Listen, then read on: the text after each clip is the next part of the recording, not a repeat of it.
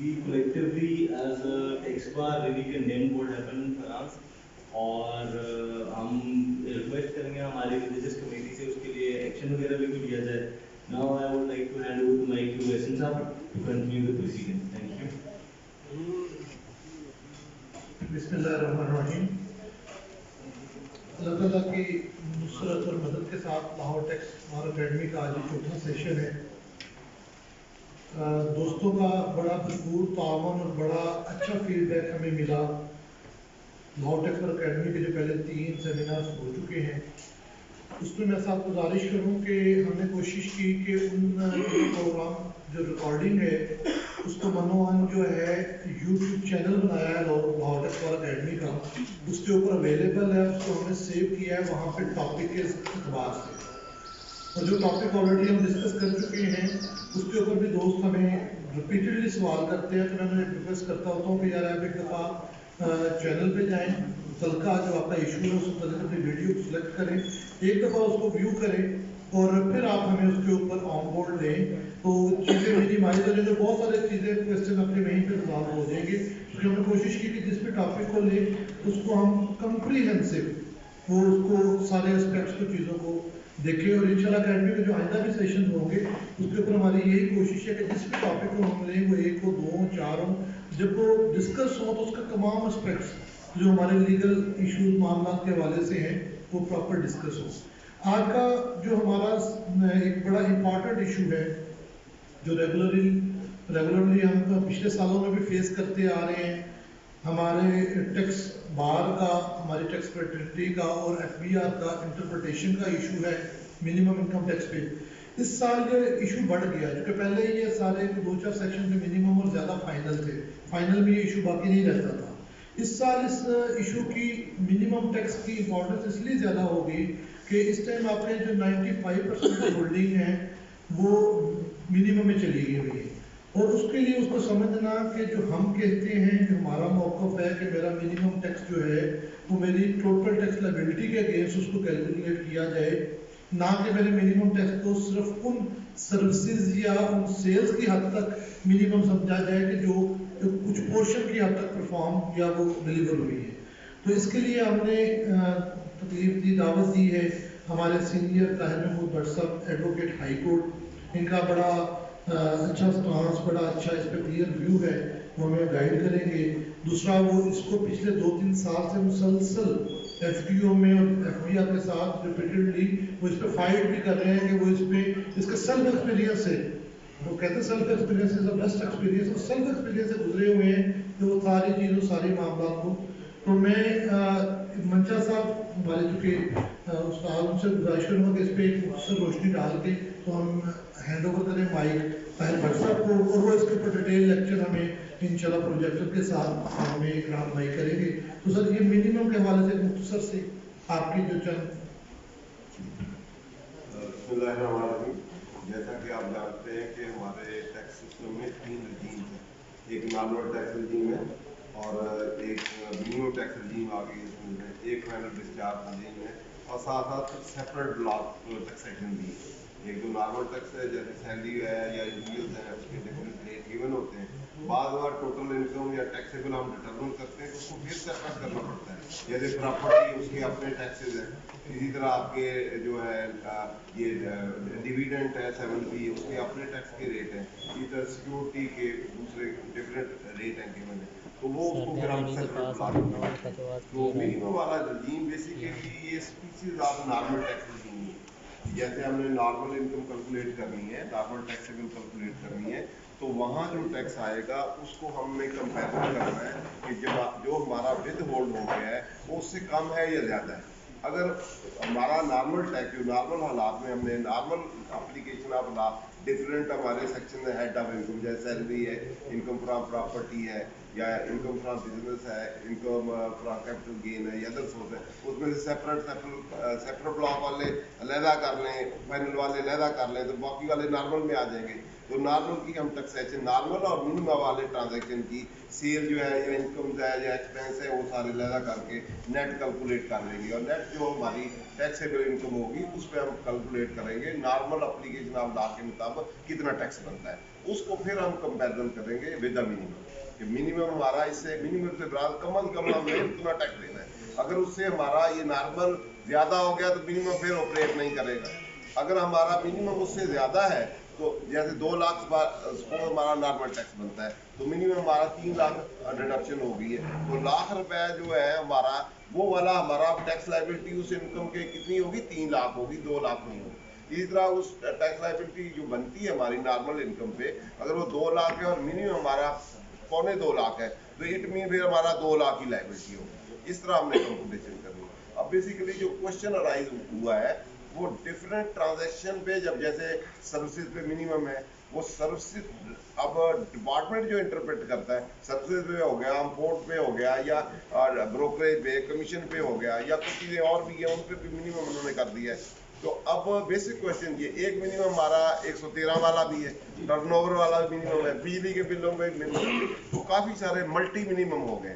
अब एक तो व्यू ये है कि सारों में से जो हाईएस्ट हो वो ऑपरेट करेगा बाकी सारे उसके नीचे ही हैं वो हाईएस्ट है उसको टोटल इनकम पे जो टैक्स लायबिलिटी उससे कंपैरिजन करें।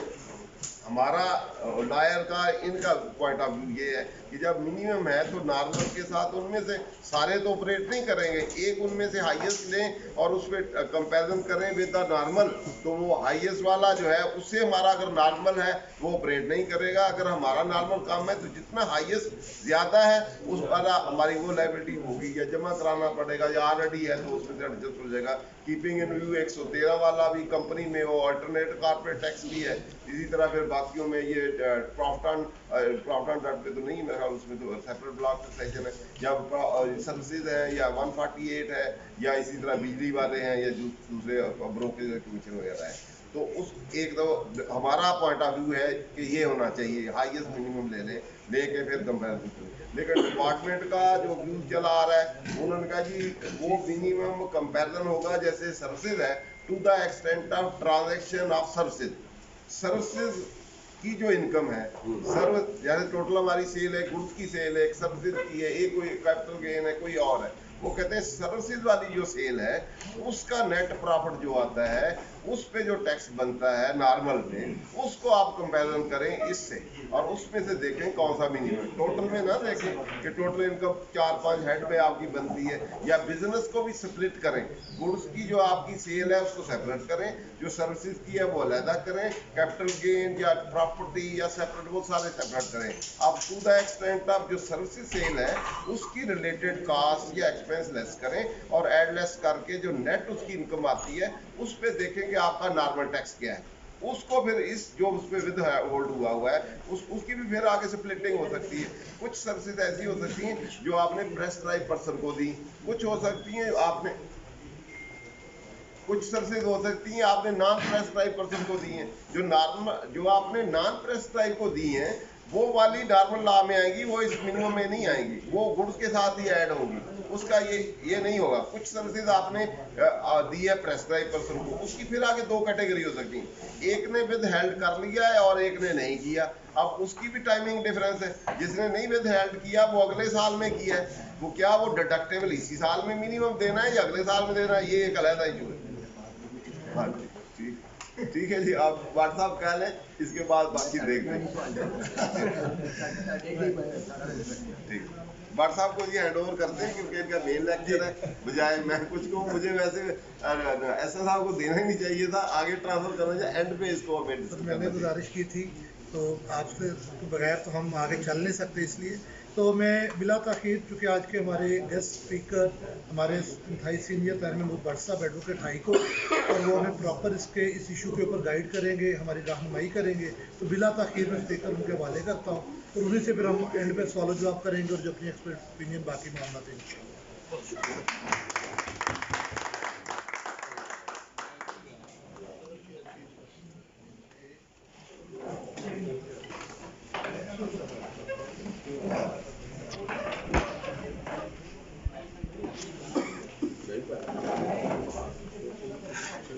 कर लो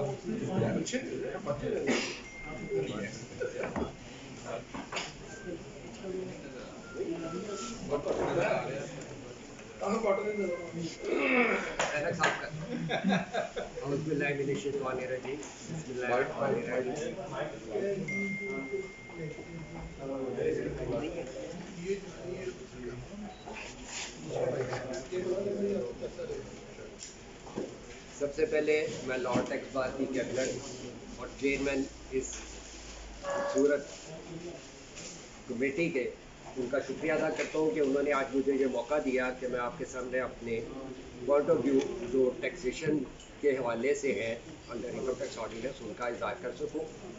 मेरा मकसद आप लोगों को समझाना या पढ़ाना नहीं है, बल्कि मैं अपना एक पॉइंट ऑफ व्यू लेके आपके पास हाजिर हुआ हूँ और मैं ये चाहूँगा कि अगर मेरा पॉइंट ऑफ व्यू आपके मुताबिक सही नज़र आए लगे तो मुझे इंडोर्स कीजिए और हम मिल के मुश्तरका कोशिश करें और बोर्ड तक ये आवाज़ पहुँचाएँ कि ये जो प्रैक्टिकल इशूज़ इस वक्त रिटर्न की सबमिशन से रिलेटेड हमें आ रहे हैं इनको रिटेस्ट किया जाए और अगर मेरे पॉइंट ऑफ व्यू में आप समझते हैं कि वो सही नहीं तो काइंडली मेरी इस्लाह कीजिए। अब मैं चलता हूँ अपने टॉपिक की तरफ। Under the income tax ordinance 2001 79 से शुरू हो जाए, 2001 आ गया। अगर हम इसको देखते हैं तो इसमें 4 तरह की टैक्स की चार्जेबिलिटी हमें नज़र आती है, जो कि 4 हिस्से हैं, जिसके normal tax, fix tax, final tax and minimum tax. हमारी एक अजीब सी टैक्सेशन सिस्टम जितना 1979 के शुरू के बार में सिंपल था, 2001 के ऑर्डिनेंस के आने के बाद ग्रेजुअली इसको उतना ही कॉम्प्लिकेटेड किया जाता रहा और मेरी नज़र में अब ये किताब कोई लॉ या ज़ाब्ता नहीं रहा, ये कलेक्शन के तरीके बना दिए गए हैं। ये काम करेंगे तो ये टैक्स होगा, ये काम करेंगे तो ये टैक्स होगा। अब एक ही सेक्शन के अंदर टैक्स ट्रीटमेंट जो है वो कहीं पे फाइनल है, कहीं फिक्स है, कहीं मिनिमम है, कहीं नॉर्मल है। अब इन तमाम चीज़ों को समझना इतना आसान नहीं है। अगर हम जैसे जो डेली इन चीज़ों से रिलेट रहते हैं और इंटैक्ट होते हैं, अगर हमें इन चीज़ों से प्रैक्टिकल एस्पेक्ट में प्रॉब्लम है तो एक आम टैक्स पेयर को कैसे समझाएंगे। तो चलते हैं। नॉर्मल टैक्स सबसे पहले आता है। नॉर्मल टैक्स, लेकिन वहाँ पे जाने से पहले मैं ये अर्ज करना चाहूँगा, मेरा आज का ये पेपर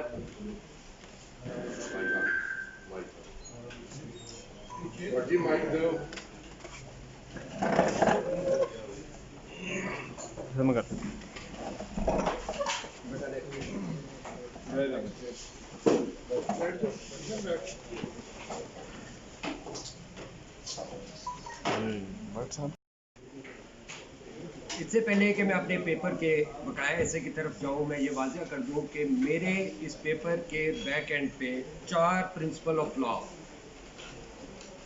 ज़हन में है मेरे, जिनको फोकस करते हुए मैं आगे बात करूँगा। सबसे पहला सेटल प्रिंसिपल है, where law require a thing to be done in a particular manner, it has to be done in that manner. Second is, it is a trite law that fiscal statutes, particularly the provision creating a tax liability, must be interpreted strictly, and any doubt arising therefrom must be resolved in favor of the taxpayer. The third one is that each and every word appearing in a section is to be given effect to, and no word is to be rendered as redundant or surplus. And the fourth one is, the entire scheme of Income Tax Ordinance 2001 is based on universal self-assessment. What does it mean? Self-assessment means that I myself has to calculate my taxable income, I myself has to calculate my tax liability. No, it is open for the tax department to examine that whether my declared results are in accordance with law or not. But they cannot impose any restriction on me कि मैं अपनी tax liability उनके provide करता data और calculation के मुताबिक करूँ। मुझे लॉ को फॉलो करते हुए अपनी टैक्स लाइबिलिटी, टैक्सेबल इनकम खुद डिटरमिन करनी है। बोर्ड हैज़ नो राइट कि वो IRS के पोर्टल पे कज़न लगा के, फार्मूले लगा के मुझे बंद कर दे कि मैं अपनी टैक्स लाइबिलिटी को खुद डिटरमिन ना कर सकूँ और मैं आंखें बंद करके उनकी टैक्स लाइबिलिटी को फॉलो करूँ। ये 4 प्रिंसिपल को सामने रखते हुए मैं आगे चलता हूँ। सबसे पहली and important regime under the income tax ordinance is normal tax. Normal tax is the one which is to be charged and paid against taxable income in accordance with the rate of taxes provided by Division 1 or 2 of Part 1 of our schedule to the ordinance. The rate of taxes, next beta, the rate of taxes, normal taxes, Part 1 individual, Part 1 के दो part है, एक deal करता है rate of taxes for individual AOP, second part companies के लिए भी है और सैलरीड इंडिविजुअल के लिए भी।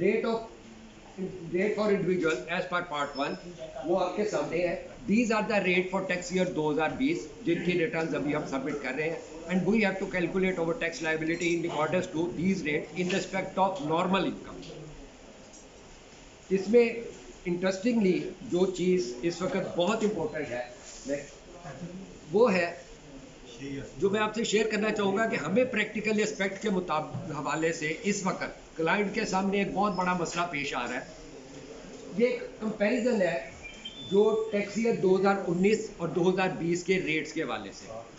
2019 में हमने जिस बंदे की 8 लाख रुपए की इनकम के ऊपर 1000 टैक्स दिया था, अब उसका टैक्स 30,000 है।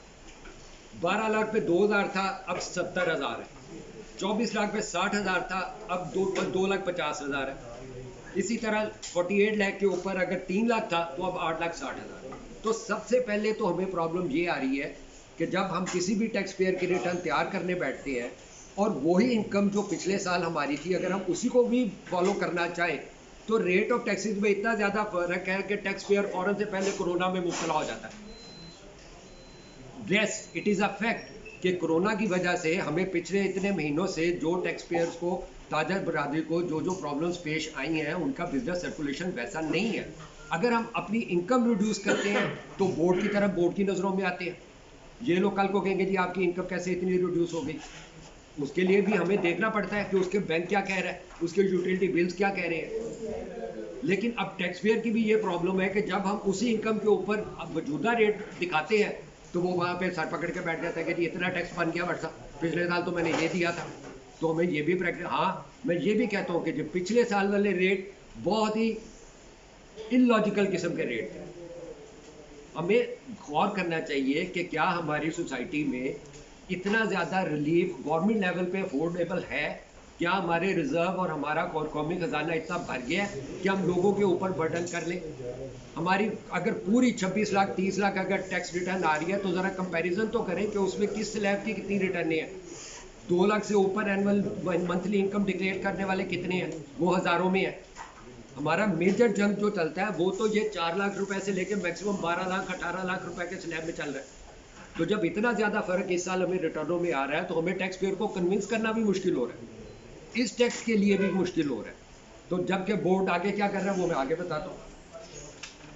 नेक्स्ट सैलरी के रेट है, सैलरी का एक अलग स्लैब है और सैलरी के ऊपर भी अभी उन्होंने पहले 50% जो पे सैलरी है plus other source of income है which is normal income related, तो वहाँ पे पहले 50% का एक स्लैब था कि अगर 50% से ज़्यादा सैलरी है तो सैलरी के रेट लगेंगे, अगर कम है तो बिजनेस के रेट लगेंगे। अब वो स्लैब इन्होंने 2019 में 75% कर दिया। दोस्तों सैलरी इनकम के केसेस में भी ये बहुत ज़्यादा मसला है, जिसमें हमारे डॉक्टर हजरात बहुत ज़्यादा सफ़र हो रहे हैं, जिसमें हमारे टीचर प्रोफेसर हजरात जो लेक्चर भी दे रहे हैं, जॉब भी कर रहे हैं और उनको कंसल्टेशन फी भी मिल रही है। इसी तरह हमारे इंजीनियर्स हैं, इसी तरह हम लोग जो जितने भी हमारे रिलेटेड, तो जहाँ पे भी एक बड़ा मसला आ रहा है टैक्स पेयर को कन्विंस करना कि वो टैक्स पे करें। नेक्स्ट हमारा है रेट फॉर कंपनीज का ओरिजिनली रेट 35% से शुरू हुआ और अभी आज 2019 से ऑनवर्ड अभी तक वो 29% है। तो जब उसकी रिटर्न जाएगी तो वो 29% के हिसाब से ही हमने पे करना है। अब तमाम टैक्स पेयर जितने भी हैं जो नॉर्मल इनकम से रिलेटेड हैं उनको हमने नॉर्मल रेट के साथ टैक्स उनकी चार्जेबिलिटी है, नॉर्मल रेट के साथ उनकी कैलकुलेशन होनी है। सैलरी है तो वो 75% के स्लैब को सामने रखते हुए हमने टैक्स को दिया। अब under this ordinance there are so many provisions जहाँ पे विथहोल्डिंग तो खैर जैसे मैंने पहले अर्ज किया कि अब ये किताब कोई कानून ज़ाब्ता नहीं रहा, कलेक्शन के तरीके बन गया और उसके लिए इन्होंने हर ट्रांजैक्शन के ऊपर कोशिश किया कि विद होल्डिंग का एलिमेंट डाल दिया जाए और हमें अब घर बैठे ही सारी रिकवरी जो है वो टैक्स पेयर की तरफ से ऑटोमेटिकली होती है। अब बहुत सारी प्रोविजंस जो अंडर इनकम टैक्स ऑर्डिनेंस ऐसी है जहाँ पे विद होल्डिंग भी है और वो विद होल्डिंग एडजस्टेबल है against my normal tax liability. वो कौन कौन से सेक्शन है जो इस ऑर्डिनेंस के तहत जिनके तहत की गई withholding that is adjustable in the income tax ordinance against my normal income. वो सर आपके सामने है ये टोटल तकरीबन 33 बनती हैं। ये वो प्रोविजंस हैं जिनके अंदर विद होल्डिंग होती है और ये एडजस्टेबल विद होल्डिंग है जो मेरी नॉर्मल इनकम के अगेंस्ट जिसकी एडजस्टमेंट मुझे मिल रही है। ये 147(8) से 147 का 7 सबसेक्शन 7(a)(c)(d) सिर्फ इंपोर्ट बाय इंडस्ट्रियल अंडरटेकिंग। अगर 148 इंपोर्ट के ऊपर इंडस्ट्रियल अंडरटेकिंग की भी होल्डिंग होती है तो दैट इज एडजस्टेबल, वरना बाकी अगर कमर्शियल इंपोर्टर या दूसरे हैं तो वो अब पहले फाइनल थी अब मिनिमम है। इसी तरह 149 की भी होल्डिंग है। 153 के 3A में प्रॉफिट बाय कंपनी की भी होल्डिंग है। कंपनी में प्रॉफिट ऑन टैक्स जो है वो एडजस्टेबल है, that is not minimum final. फिर 153 1A में सप्लाईज बाय मैन्युफैक्चरर कंपनी और पब्लिक कंपनीज। 153 1C में contractual receipt by listed public companies. 153B payment of royalty to person resident person है। 156B है विड्रॉवल ऑफ बैलेंस। इसी तरह 231A है, 231AA है, 231B है। ये चलते चलते टोटल 33 प्रोविजन ऐसी हैं जिनके अंदर अगर मेरी टैक्स की कटौती हुई है तो it would be adjustable against my normal tax liability.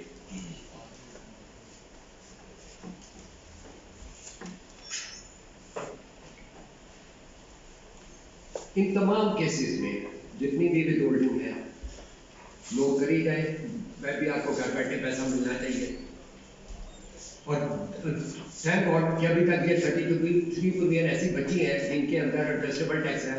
और मुझे लगता है कि जिस स्पीड पे गवर्नमेंट जिस तरह से चल रही है ये अल्टीमेटली इनमें से भी बहुत सारी उन्होंने निकाल कर मिनिमम में लेकर नहीं, क्योंकि मिनिमम का बड़ा खूबसूरत इन्होंने तरीका पकड़ा है कि टैक्स भी ले लो बंदे को दो भी कुछ ना। नेक्स्ट हमारी कैटेगरी आती है फिक्स टैक्स। फिक्स टैक्स क्या है? बहुत सारे हेड ऑफ इनकम हमारे ऐसे बन गए हैं जिनमें सेपरेट ब्लॉक ऑफ इनकम दे दिए गए, सेपरेट रेट ऑफ टैक्सेस आ गए। अब उस ब्लॉक की इनकम को ना तो क्लब होना है किसी दूसरे सोर्स ऑफ इनकम के साथ, ना उसकी टैक्स की जो अदायगी है वो किसी और तरफ शिफ्ट होगी, ना ही कोई और कटौती उसके अगेंस्ट एडजस्ट होगी। ये provision under income tax ordinance जो provision under fix tax fall कर रही है, जिनके लिए सेपरेट ब्लॉक ऑफ इनकम है, सेपरेट रेट ऑफ टैक्सेस है, वो टोटल 9 है।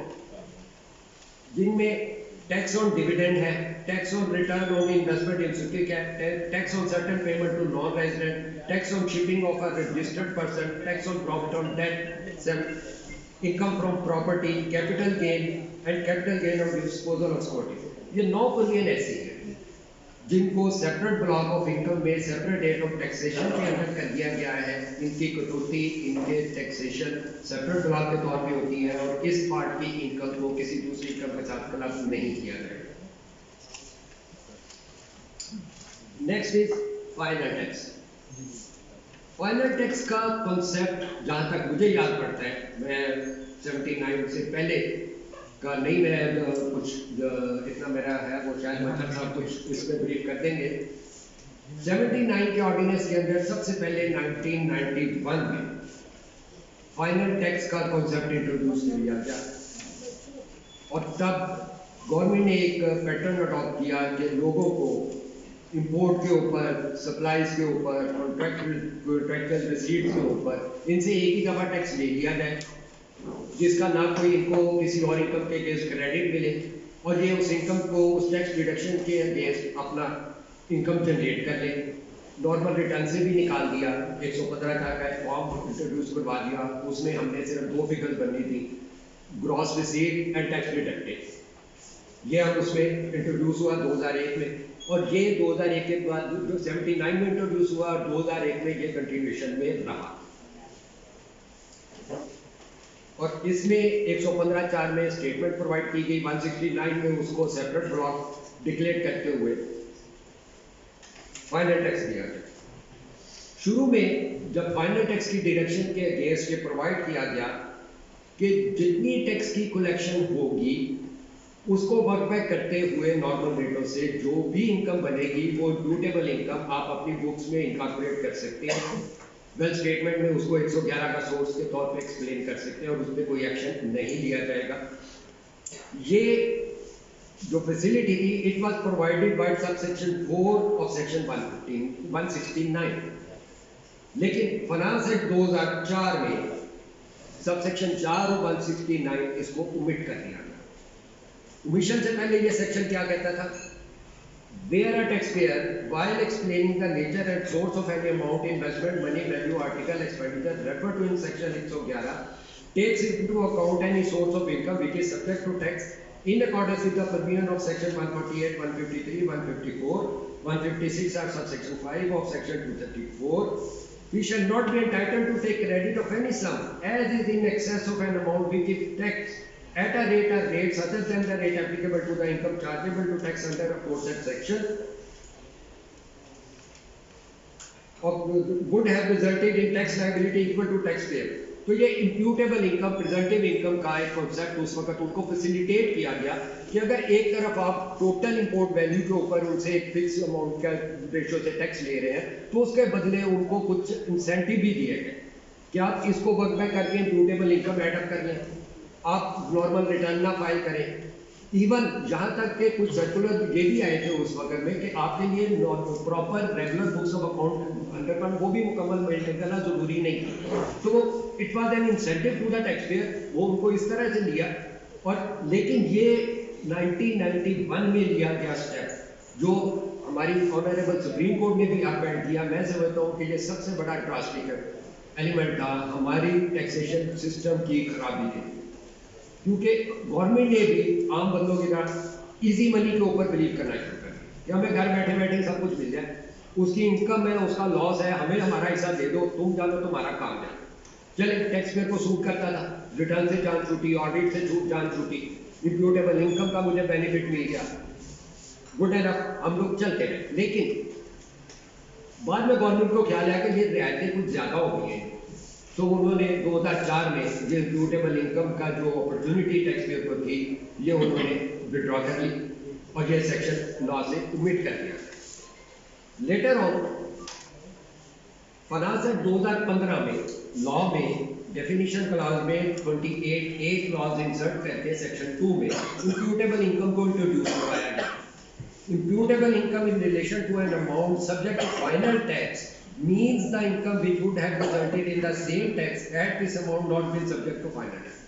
लेकिन डेफिनेशन क्लॉज में तो इम्प्यूटेबल इनकम डिफाइन कर दी, लेकिन ना तो इसको 169 में कहीं प्लेस किया गया, ना किसी और रेलिवेंट प्रोविजन में 148, 153 या किसी भी जगह पे इसका वो इम्पैक्ट नहीं दिया गया। इसको सिर्फ लिमिटेड रखा गया सेक्शन 4B से जो कि सुपर टैक्स को डील करता है।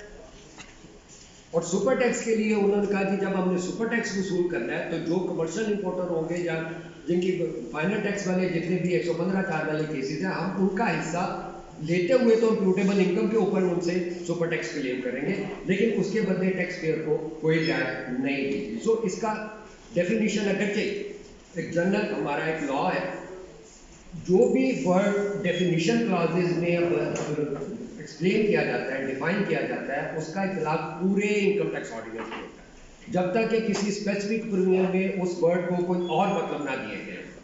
तो अब अगर हम एक एंगल देखेंगे डेफिनेशन में, अगर इम्प्यूटेबल इनकम का कॉन्सेप्ट है तो उसूली तौर पे तो इसका इतलाक पूरे ऑर्डिनेंस के ऊपर होना चाहिए, लेकिन पूरा ऑर्डिनेंस इस बारे में खामोश है सिवाय 4B के। तो गवर्नमेंट ने यहाँ भी यही फोकस रखा है कि मैं अपने रिकवरी के लिए हम इम्प्यूटेबल इनकम को काउंट करेंगे, लेकिन आपको इसका कोई रिलीफ नहीं दिया जाएगा। अब फाइनल टैक्स के अंदर फाइनेंस एक्ट 2019 में बहुत सारी प्रोविजंस जो थी जो पहले फाइनल टैक्स में थी, टैक्स ईयर 19 तक, वो फॉर द टैक्स ईयर 2020 उनको फाइनल से निकाल के मिनिमम टैक्स में ले गए। और अब एट प्रेजेंट जो प्रोविजन फाइनल टैक्स के अंदर स्टिल फॉल करती हैं वो आपके सामने है। ये section 152A payment for foreign produce commercial, 154 exports, 156 prizes and billing, 156A petroleum products, 236A subsection clause 3 lease of right to collect tolls, 236HA tax on sale of certain petroleum products, 236Q payment to resident for use of machinery and equipment. For tax year 2020, these are the 7 provisions where tax deduction is still final tax और इसके लिए 115(4) का form ही जाएगा। इसके अलावा बाकी कोई और ऐसी प्रोविजन नहीं जो फाइनल टैक्स में रही है और जिसके लिए हम 115(4) का फॉर्म सबमिट करेंगे। हाँ, यहाँ पे भी फाइनेंस एक्ट 2020 में इन्होंने सेक्शन 236Q में को भी फाइनल से निकाल कर मिनिमम में कर दिया। अब एक और इंटरेस्टिंग डेवलपमेंट हुई है, फाइनेंस एक्ट 2020 में 115(4) का सेक्शन खत्म हो गया, फॉर्म खत्म हो गया। अब उसको खत्म होने का मतलब ये होगा, खत्म तो वैसे वो काफी अच्छा पहले से ही एक ही रिटर्न हमें पोर्टल पे मिल रही है, उसी में 115(4) भी जा रहा है, उसी में मिनिमम भी जा रहा है, उसी में नॉर्मल भी जा रहा है। लेकिन फिर भी एक कॉन्सेप्ट था कि जिनकी income subject to final taxation है उन्होंने नॉर्मल इनकम का कोई पार्ट नहीं भरना, उन्होंने सिर्फ फाइनल टैक्स से रिलेटेड 115 स्टेटमेंट का पार्ट फिलिंग करना था जिसमें स्पेसिफिक अमाउंट एंट्रीज जो थी वो फीड इन होती थी। अब 115(4) भी खत्म कर दिया गया फाइनेंस एक्ट 2020। इसका मतलब हुआ कि फॉर टैक्स ईयर 2021 जब उस रिटर्न की सबमिशन का वक्त आएगा then there would be no form of statement under section 115 और हमें फाइनल टैक्स से रिलेटेड ये जो 500 बिलियन बची है इनका डाटा भी फीड करना होगा 114 के रिटर्न के रेलेवेंट फॉर्म।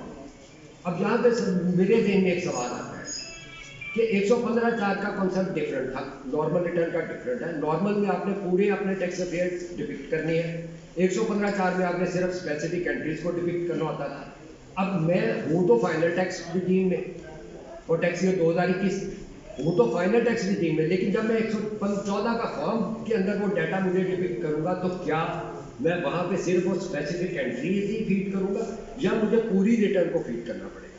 ये it will have to be seen जब 2021 की रिटर्न का फॉर्म प्रेस्क्राइब होगा तो हमारे सामने ये पोजीशन आएगी।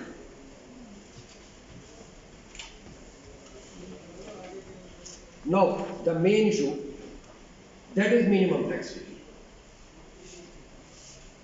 मिनिमम टैक्स का कॉन्सेप्ट भी नया नहीं है, ये भी 1979 के ऑर्डिनेंस में सेक्शन 80D की शक्ल में हमारे सामने पहली दफा आया और तब गवर्नमेंट ने टर्नओवर की बेस के ऊपर एक फिक्स लायबिलिटी बना दी कि आपको नफा हो नुकसान हो, आपकी टर्नओवर अगर एक स्पेसिफिक लिमिट से ऊपर है you have to pay a certain percentage as minimum tax. लेकिन ये ध्यान में रखे कि जब मिनिमम टैक्स आता था तो वो मिनिमम टैक्स की लायबिलिटी कंपेयर होती थी हमारी टोटल टैक्सेबल इनकम की बेस पे बनी लायबिलिटी के साथ और हायर ऑफ द टू हमेशा पे होता रहा। यही 80D कन्वर्ट हो गया सेक्शन 113 में और 113 जब से आया तब से लेके आज तक हम जब भी किसी भी रिटर्न में जाते हैं तो हम tax liability normal taxable income की बेस पे भी डिटरमाइन करते हैं और उसको कंपेयर करती है मिनिमम टैक्स 113 के साथ and higher of the two वो हम उसमें हमारी लायबिलिटी बनती है वो हमें पे करना होता है। फाइनेंस एक्ट 2019 में बहुत सारी फाइनल टैक्स की प्रोविजंस को उठा के मिनिमम टैक्स में डिक्लेयर कर दिया। अब फाइनल टैक्स में तो हमें कुछ इंसेंटिव भी थे, कुछ बेनिफिट भी थे। अगर मुझे कोई क्रेडिट नहीं मिलता था तो मैं इम्प्यूटेबल इनकम थी मैं उसको ले जाता था, ऑडिट की सिलेक्शन नहीं होती थी, बुक्स मेंटेन नहीं करनी होती थी। गवर्नमेंट का इन्वॉल्व कोई रियायत नहीं दे, टैक्स पूरा लेने लेकिन उसके बदले हमने इनको देना कुछ नहीं। कोई इंसेंटिव टैक्स पेयर को उस तरह उसकी कीमत का कोई टेबल बदल हमने नहीं देना, टैक्स ज़्यादा लेना। अब at present for tax year 2020 जो प्रोविजंस मिनिमम टैक्स के अंडर फॉल कर रही हैं, जिन सेक्शंस के अंदर डिडक्शन जो है वो डिडक्शन मिनिमम टैक्स डिक्लेयर कर दी गई, वो प्रोविजन आपके सामने ये 148 से शुरू होती है commercial importer, 151 profit on debt in specific cases, 152 1A है, 152 1AA है, 152 2A B है, 153 1A B C, 233 234A, 235 236 C। अब ये 12 प्रोविजन एट प्रेजेंट ऐसी हैं जिनके अंदर विदहोल्डिंग ऑफ टैक्स को मिनिमम टैक्स डिक्लेयर करता है। अब यहाँ पे हमारा एक FBR के साथ एक मसला चल रहा है इंटरप्रिटेशन का। वो मिनिमम टैक्स को जिस तरह से ट्रीट कर रहे हैं काफ़ी सालों से, ये करंट पीरियड नहीं, मैं ये तकरीबन पिछले 5-6 सालों से मिनिमम टैक्स के ऊपर महकमे के साथ लड़ाई लड़ रहा हूँ। बल्कि 2019 की रिटर्न के दौरान मैंने रिप्रेजेंटेशन फाइल की बोर्ड में, मुझे कोई जवाब नहीं दिया गया। उसके बाद मैंने, मेरे मोहतरम दोस्त है इजाज भट्टी साहब, इनसे हम दोनों ने मिल के अपने केस को, मैं अपना ज़ाती केस हम लोग FTO में लेके गए, क्योंकि मेरी रिप्रेजेंटेशन पेंडिंग थी। FTO ने हमारी हियरिंग हुई, उन्हें बोर्ड के भी जवाब आए, लेकिन हियरिंग होने के बावजूद FTO ने बजाय खुद एक्शन लेने के उन्होंने रेफर कर दिया हमें कि आप बोर्ड में जाएं और आप बोर्ड में रिप्रेजेंटेशन, बोर्ड को डायरेक्शन दी कि इनको हर्ट किया जाए और उसके मुताबिक इसका जवाब दिया जाए। हमें बोर्ड में हियरिंग कराए हुए भी वो 6-7 माह हो गए, आज तक बोर्ड हमें उसमें कोई जवाब नहीं दे रहा।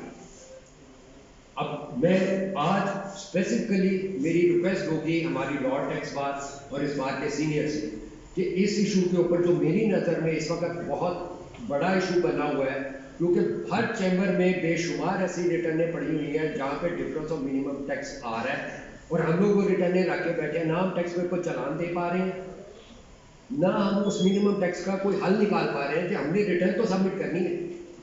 अब 8 दिसंबर इज द लास्ट डेट, अभी तक हमारे चैम्बर में हम लोग चलान भी मिनिमम टैक्स जिन केसों में आ रहा है वो दे पा रहे हैं, तो हम किस वक्त अपना काम खत्म करेंगे? तो इस पे लॉ टैक्स पार्ट से मेरी गुजारिश होगी कैबिनेट से और सीनियर से कि हम लोग मुश्तरका इसके ऊपर, अगर हमारा मेरा पॉइंट ऑफ व्यू आज आप सही समझते हैं तो हम मुश्तरका कोशिश करें और इमीडिएटली बोर्ड से इसके बारे में को हल निकलवाएं ताकि हम अपना काम खत्म कर सकें। एक तरफ बोर्ड हमें कही जा रहा है further, no more further extension, 1 महीना वैसे जाया हो गया, बोर्ड हर दूसरे दिन सिस्टम में कोई ना कोई IRS में गड़बड़ पड़ी होती।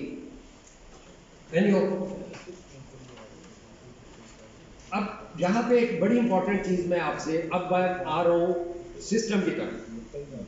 IRIS के ऊपर, जो पोर्टल के ऊपर जो रिटर्न का फॉर्मेट है, उसके अंदर जो डाटा एंट्री है, डाटा फीडिंग है और उसका जो आउटकम आ रहा है मेरे सामने, मैं उसके ऊपर आ रहा हूँ जो मेन हमारी इस वक्त प्रॉब्लम है।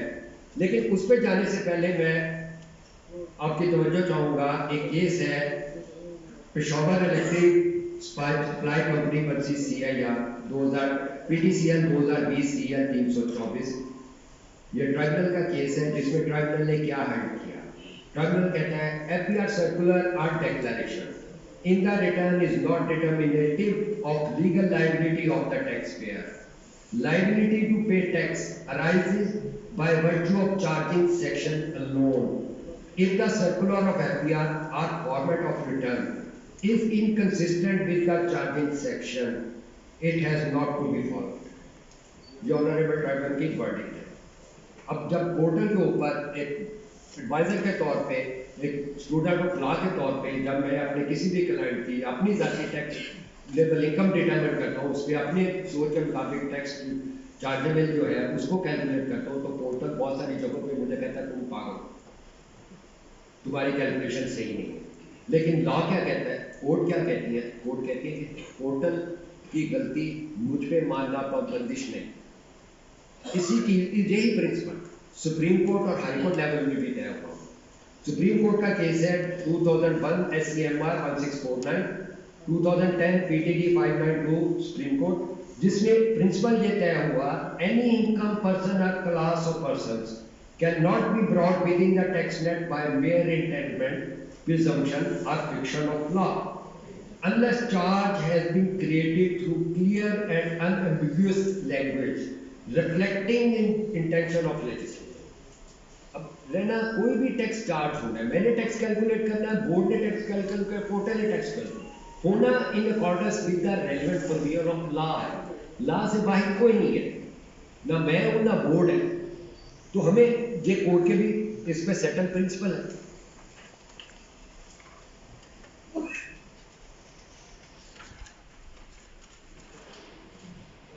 मिनिमम टैक्स के कॉन्सेप्ट को समझने के लिए आगे चलने से पहले मैं समझता हूँ इट वुड बी इम्पोर्टेंट कि अगर हम पहले सेक्शन 4 को रीड आउट करें, which is the main charging section under the income tax ordinance.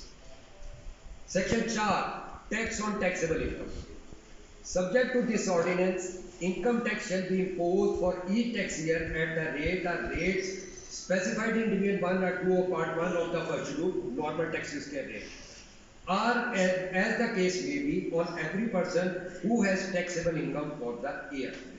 Subsection 2. The income tax payable by a taxpayer for a tax year shall be computed by applying the rate or rates of tax applicable to the taxpayer under this ordinance to the taxable income of the taxpayer for the year, and from the resulting amount shall be subtracted any tax credit allowed to the taxpayer for the year. Subsection 3 tax credit की तरतीब बताता है. 4 कहता है certain classes of income including the income of certain classes of person may be subject to A. Separate taxation as provided in section 5, 6 and 7. ये मैंने जो बात की separate block of income fixed tax वाली. B. Collection of tax under division 2 of part 4 of chapter 10 or deduction of tax under division 3 of part 5 of chapter 10 as a final tax on the income of the person. As a final tax on the income of the person. 5. Income referred to in subsection 4 shall be subject to tax as provided for in section Fulana or part 5 of chapter 10 as the case may be, and shall not be included in the computation of taxable income in accordance with section 8 or 169 as the case may be. ये final tax से related बात कर रहे हैं. Section 8 हमारी उन तमाम sources को डील करता है जो फाइनल टैक्स का पार्ट है. 169 में भी सिर्फ उन प्रोविजंस की बात की गई है, उन रेलिवेंट सेक्शंस की बात की गई है जो फाइनल टैक्स से रिलेटेड है. यहाँ पे ना नॉर्मल टैक्स आ रहा है ना मिनिमम टैक्स आ रहा है. 6. Where by virtue of any provision of this ordinance, income tax is to be deducted at source or collected or paid in advance, it shall be as the case may be so deducted, collected or paid accordingly. अब section 4 which is the main charging section under income tax ordinance, वहाँ पे सिर्फ 2 taxes की बात हो रही है. एक नॉर्मल 3 टैक्सेस की एक नॉर्मल रेट ऑफ टैक्स, एक separate block of income fix tax और एक फाइनल टैक्स. 4 में किसी जगह पे इनकम को मिनिमम टैक्स को इनकम के साथ या टैक्सेबल इनकम के साथ नथिंग नहीं किया जाता. अब ये लॉ की बात मैं कर रहा हूँ जो कि हम मेरी नज़र में मिनिमम टैक्स के कॉन्सेप्ट जो मेरा और डिपार्टमेंट का डिफरेंस है, अब मैं उस हवाले से ये अर्ज कर रहा हूँ कि चार्जिंग सेक्शन 4 में 3 पार्ट है. मिनिमम टैक्स का कोई तस्वुर उसमें नहीं था. मिनिमम के रेट किस पार्ट में? मैं आ रहा हूँ. पहले लिखा division 1 and 2 of part 1 of 2. वो मिनिमम के रेट किस में? फर्स्ट रूल में. मैं आ रहा हूँ सर, मैं आ रहा हूँ.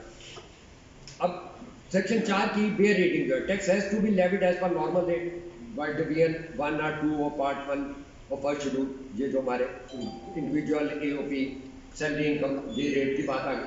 सर्टेन क्लासेस ऑफ पर्सन में be subject to separate taxation as provided in 5, 6, 7. Where tax collection under any section of division 2 or 3 of part 5 of chapter 10, ये जो चैप्टर है और डिवीजन 2 और 3 है, ये सेक्शन 148 एंड 148 और 149 से लेकर 156 बी तक के सेक्शन की बात है. और जहाँ पे इन सेक्शंस के अंदर ऐसे वो उन प्रोविजंस की बात करते हैं जिनकी भी होल्डिंग को फाइनल टैक्स कहा गया है. हर केस में ये फाइनल नहीं है, लेकिन मैंने सिर्फ 149 के साथ मिला के इसलिए रेफर किया कि उस पार्ट के अंदर सेक्शन स्टार्ट यहाँ वो पार्ट जहाँ 149 से स्टार्ट होता है और आगे ये 156 बी तक जाता है.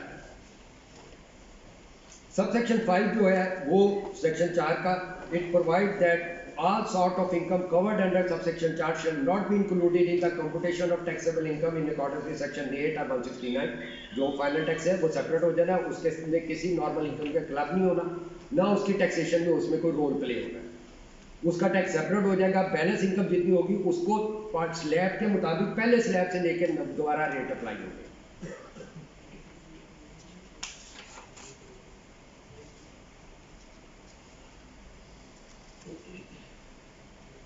अब सवाल आता है मिनिमम टैक्स. बेटा मिनिमम टैक्स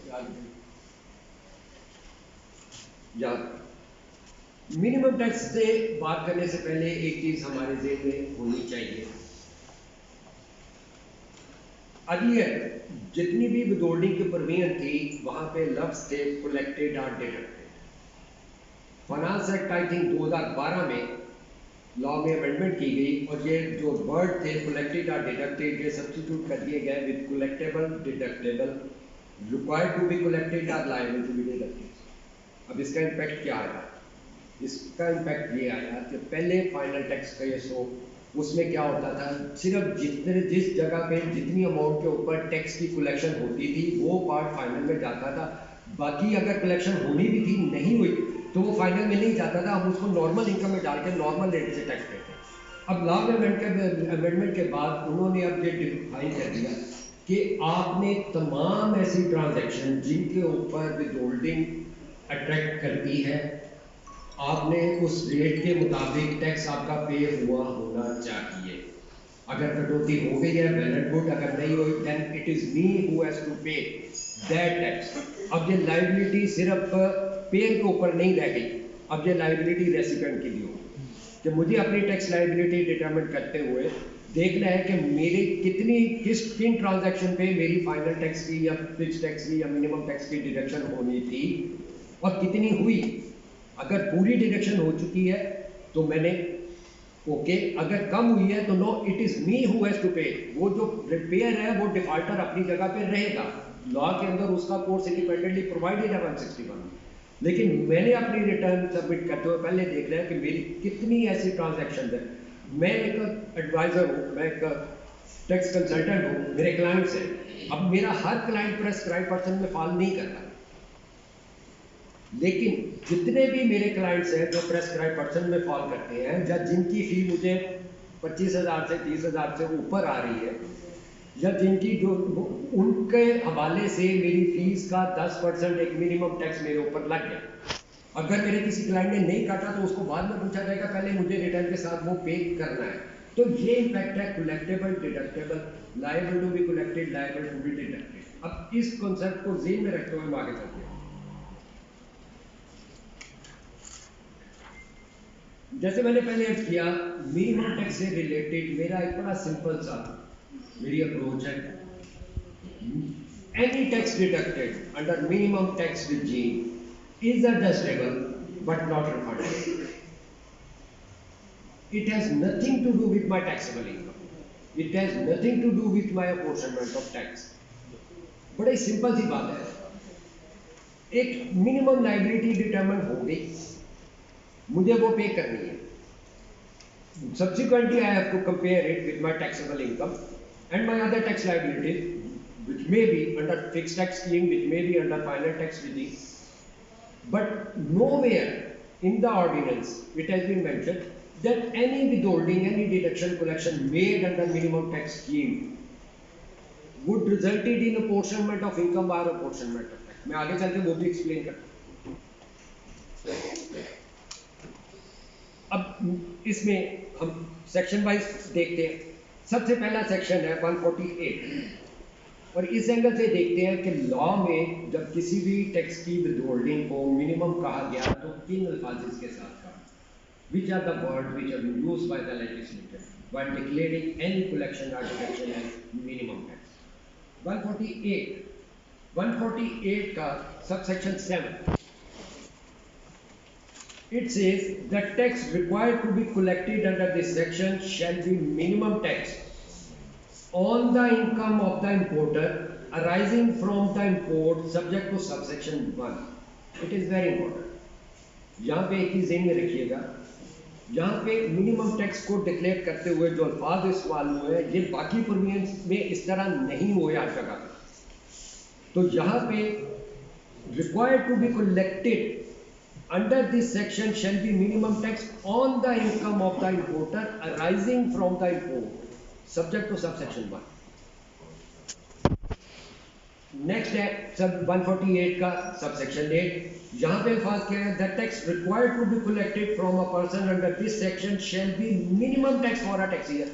अब एक ही सेक्शन है 148 का, एक ही सेक्शन है, एक प्रोविजन में क्या अल्फाज है और दूसरी प्रीमियम में क्या है, वो भी कलेक्ट कर रहा है, दूसरे पे भी कलेक्टर कर रहा है। अब यहाँ पे 148 में अगर मैं फाइल करता हूँ तो वो कहता है it shall be minimum tax for a tax year. अब यहाँ पे इनकम का भी जिक्र नहीं है, ऑफ इनकम अराइजिंग ये भी नहीं। नेक्स्ट आ जाए 8A, the tax collected under this section at the time of import of ships by ship breaker shall be minimum tax. यहाँ पे फॉर द ईयर भी गया, ट्रांजैक्शन भी नहीं है, फॉर द ईयर भी नहीं है, यहाँ पे खाली मिनिमम टैक्स है। अब इन आगे चलते हैं 151, tax deductible under this section shall be a minimum tax on the profit on debt arising to a tax payer except where tax payer is a company और profit on debt is taxable under section 7B। अब यहाँ पे company के case में क्योंकि जो profit on date है it is not final और फिक्स और सेपरेट ग्रॉस एडजस्ट होता है उसके इनकम में जाना, लिहाजा उसको इसमें मिनिमम से एक्सक्लूजन मिल गई और जो प्रॉफिट 7B में चले गए उसको भी यहाँ पे एक्सक्लूजन मिल गई। लेकिन ये ध्यान में रखें कि प्रॉफिट ऑन डेट के अंदर वही रिसीट आनी है जिनके ऊपर टैक्स बनता है। मेरे वही डिपॉजिट, बैंक के डिपॉजिट्स हैं या कोई भी मेरी इन्वेस्टमेंट है जिसके ऊपर प्रॉफिट बनता है और प्रॉफिट के ऊपर टैक्स कटना है।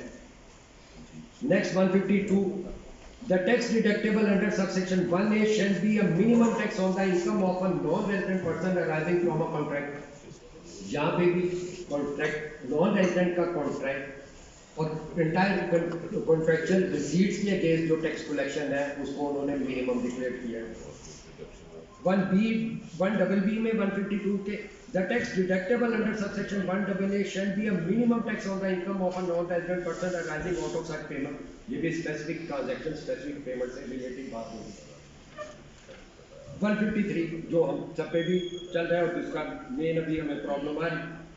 3A में क्या कहते हैं, 3A में कहते हैं the tax deductible under clause A and C of subsection 1 and under subsection 2 of this section on the income of a resident person shall be minimum tax। अब supplies के ऊपर the words which have been used by the lawmaker are that tax collected deducted under subsection 1A of 153 shall be minimum tax on the income of a resident person। अब income से क्या हुआ, कहाँ पे उस minimum tax से related part के income को अपोर्शनमेंट लॉ में प्रोवाइडेड है, अपोर्शनमेंट ऑफ टैक्स कहाँ पे प्रोवाइडेड है। जब लफ्ज इनकम आएगा तो जनरल मेरी कंसेप्शन एटलीस्ट ये है, my senior would guide me, कि जहाँ पे खाली लफ्ज इनकम आया तो इंटायर इनकम हो गई which is chargeable under normal tax, क्योंकि फाइनल टैक्स वाली तो उसमें ऐड ही नहीं होती, उसके केस मुझे इस टैक्स का कोई क्रेडिट नहीं मिलना, मेरी लायबिलिटी इसके साथ नहीं मिली। तो जब लफ्ज खाली इनकम आ रहा है तो उसका इम्पैक्ट क्या है।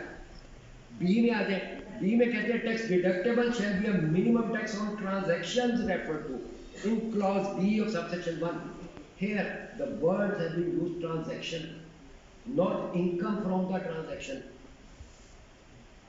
जो वन अब हम आपकी मेरी हमारी तमाम डिडक्शन जो है हर प्रोफेशनल की डिडक्शन 153 1B में हो रही है और लॉ की इंटेंट क्या है, लॉ में सिर्फ ट्रांजैक्शन को रेफर किया गया है। व्हाई, जैसे मैंने पीछे अर्ज किया कि डिडक्टेड कलेक्टेड डिडक्टेबल हो गया, कलेक्टेबल हो गया। नो 153 1B में being a professional, no it is me who has to determine कि मेरे कौन से क्लाइंट हैं जो प्रेस्क्राइब पर्सन में फॉल करते हैं और उनमें से कितनों ने टैक्स काटा है, क्योंकि हर मेरा क्लाइंट प्रेस्क्राइब में नहीं आता। प्रेस्क्राइब पर्सन के लिए 153 का सबसेक्शन 7 उसकी अपनी एक कंडीशंस है, जो उस कंडीशन में मेरा क्लाइंट फाइल करेगा सिर्फ उससे रिलेटेड उससे हासिल की हुई फीस से के ऊपर मुझसे मिनिमम टैक्स लिया जाना है and I have to pay if it has not been collected और deducted by that person. That is why word transaction has been use किया गया, ये नहीं कहा गया in respect of income arising from the transaction. 233 commission tax deducted under subsection 2A shall be minimum tax on the income of the advertising agent। यहाँ पे भी सिर्फ income. 3 where any tax is required to be collected from a person under subsection 1 such tax shall be minimum tax on the income of such person। अब यहाँ पे भी transaction के साथ इनकम को नहीं नफी किया। 234 से tax collected under this section and under section 235 shell be minimum tax on the income of a CNG station. अब मेरे दोस्त हैं यासिन साहब, ये कल ही हम डिस्कस कर रहे थे कि एक सीएनजी स्टेशन की रिटर्न भरते हुए उसकी एंटायर इनकम है ही सीएनजी स्टेशन की रिसीट है, और उसके गैस के बिल के ऊपर डिडक्शन और बिजली के बिल के ऊपर जो डिडक्शन है उसको मिनिमम टैक्स डिक्लेयर किया हुआ for the purpose of chargeability, कि इसमें से जो कलेक्शन गैस के बिल के साथ होगी, बिजली के बिल के साथ होगी, नथिंग वुड बी रिफंडेड। लेकिन ये तो नहीं है कि उसको आप उसकी एडजस्टमेंट ही देंगे, या एक ही सोर्स है उसका, सीएनजी स्टेशन के वो गैस ही सेल कर रहा है, उसकी जो इनकम है एक ही सोर्स है, अब उस इनकम को भी अपॉर्शनमेंट कर रहा है system. How that is possible? What is banking by law? Next 235। अब इन द केस ऑफ अब 235 बिजली के बिलों के ऊपर जो बड़ी पुरानी प्रोविजन है, आज भी पोर्टल के अंदर जब हम 235 की विदहोल्डिंग को डालते हैं, अल्फाज क्या इस्तेमाल हुए? In the case of a tax payer other than the company, tax collected up to bill amount of 360,000 rupees per annum shall be treated as minimum tax on the income of such person। अब इसका मतलब ये हुआ तो फिर अगर minimum tax के साथ अपॉर्शनमेंट लाजम है, तो यहाँ तो ला खुद कह रहा है कि it shall be minimum tax on the income, तो फिर यहाँ पे भी मिनिमम टैक्स में भी अपॉर्शनमेंट करें ना, उसको भी मेरे रिसीट और मेरे प्रॉफिट और मेरे बिजली के बिल के साथ उसको अपॉर्शनमेंट करके टैक्स दे। यहाँ पे क्यों नहीं दे रहे? अब आज हम जितनी भी डाटा फीड करते हैं 235 की टैक्स कलेक्शन से रिलेटेड, वो उसको हमें क्रेडिट दे रहा है, मिनिमम लायबिलिटी बना रहा है, लेकिन एंटायर टैक्स कलेक्शन को क्रेडिट मिल रहा है मेरी नॉर्मल टैक्स लायबिलिटी के लिए। अब अगर खाली अल्फाज को इसी एंगल से पढ़ना है हमने, तो फिर 235 में भी अपॉर्शनमेंट होनी चाहिए, जैसे 148(7) में मैंने अभी आपसे अर्ज किया। देखिए, लॉ में for the purpose of tax collection किसी ट्रांजैक्शन को रेफर करना है समथिंग डिफरेंट, लेकिन किसी को टैक्सेबल ट्रांजैक्शन को टैक्सेशन में जिम्मे में लाना, that is something different. For the purpose of collection मेरी टर्नओवर भी बेस बन गई, मेरी इंपोर्ट वैल्यू बेस बन गई, मेरी सप्लाईज की वैल्यू बेस बन गई, मेरी कॉन्ट्रेक्चुअल रिसीट को बेस बना लिया आपने for the purpose of collection of tax.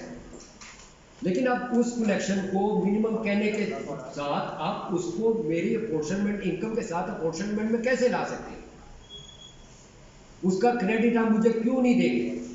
मुझसे एक्स्ट्रा टैक्स क्यों मांगा जा रहा है? 236C है, provided that where removable property referred to in subsection 1 is required and disposed of within the same tax year, the tax collected under this section shall be minimum tax। अब so these are the words, these words are very important, क्योंकि कोई भी chargeability होनी है वो उन अल्फाज के मुताबिक होनी है जो लॉ मेकर ने इस्तेमाल किए हैं। तो जब लॉ मेकर कहता है कि it shall be minimum tax in respect of income, it means entire income, सिर्फ only comparison is to be made, not apportionment of income, nor apportionment of tax। अब मिनिमम टैक्स की अगर एक summary हम देखना चाहें, और इस समरी में अगर वही अल्फाज जो मैंने अभी आपसे डिस्कस किए कि यहाँ पे मैंने उनको सिर्फ उस चीज़ को वाज़ा किया कि लॉ में मिनिमम टैक्स को क्या ट्रीट किया गया है against what. Minimum tax on the income of the importer, minimum tax for a tax year shell be minimum tax, minimum tax on profit on debt, minimum tax on income of non-resident, minimum tax on income of non-resident person, on the income of a resident person shall be minimum tax, minimum tax on transactions 153(1)(b), minimum tax on the income, most of the provisions there categorically it has been declared that it shall be minimum tax in respect of income। My humble submission is that even if in subsection 7 of 148 the words have been used that it shall be minimum tax in respect of income arising from the transaction, अगर general सीधी अगर हम अल्फाज को सादा लफ्जों में पढ़ेंगे without following the intent of the law maker, तो यही समझ आती है कि 148 के सबसेक्शन 7 में अपॉर्शनमेंट ऑफ इनकम नजर आ रही है कि हम उसको दो पार्ट में तकसीम कर रहे हैं, ठीक है। लेकिन क्या ये जस्टिफाइड होगा? क्या दो पार्ट में तकसीम करने का इम्पैक्ट क्या आएगा? वो मैं इलस्ट्रेशन भी है, मैं उसमें आपके सामने वो रखूँगा। तो माय सबमिशन इज दैट जहाँ पे लफ्ज़ ट्रांजैक्शन इस्तेमाल हुआ, इनकम इस्तेमाल हुआ, transaction income arising from the transaction इस्तेमाल हुआ in every case any collection deduction which has been declared as minimum is adjustable but not refundable. If there is a short deduction, short collection, non-deduction, non-collection, then it is me who has to pay that liability.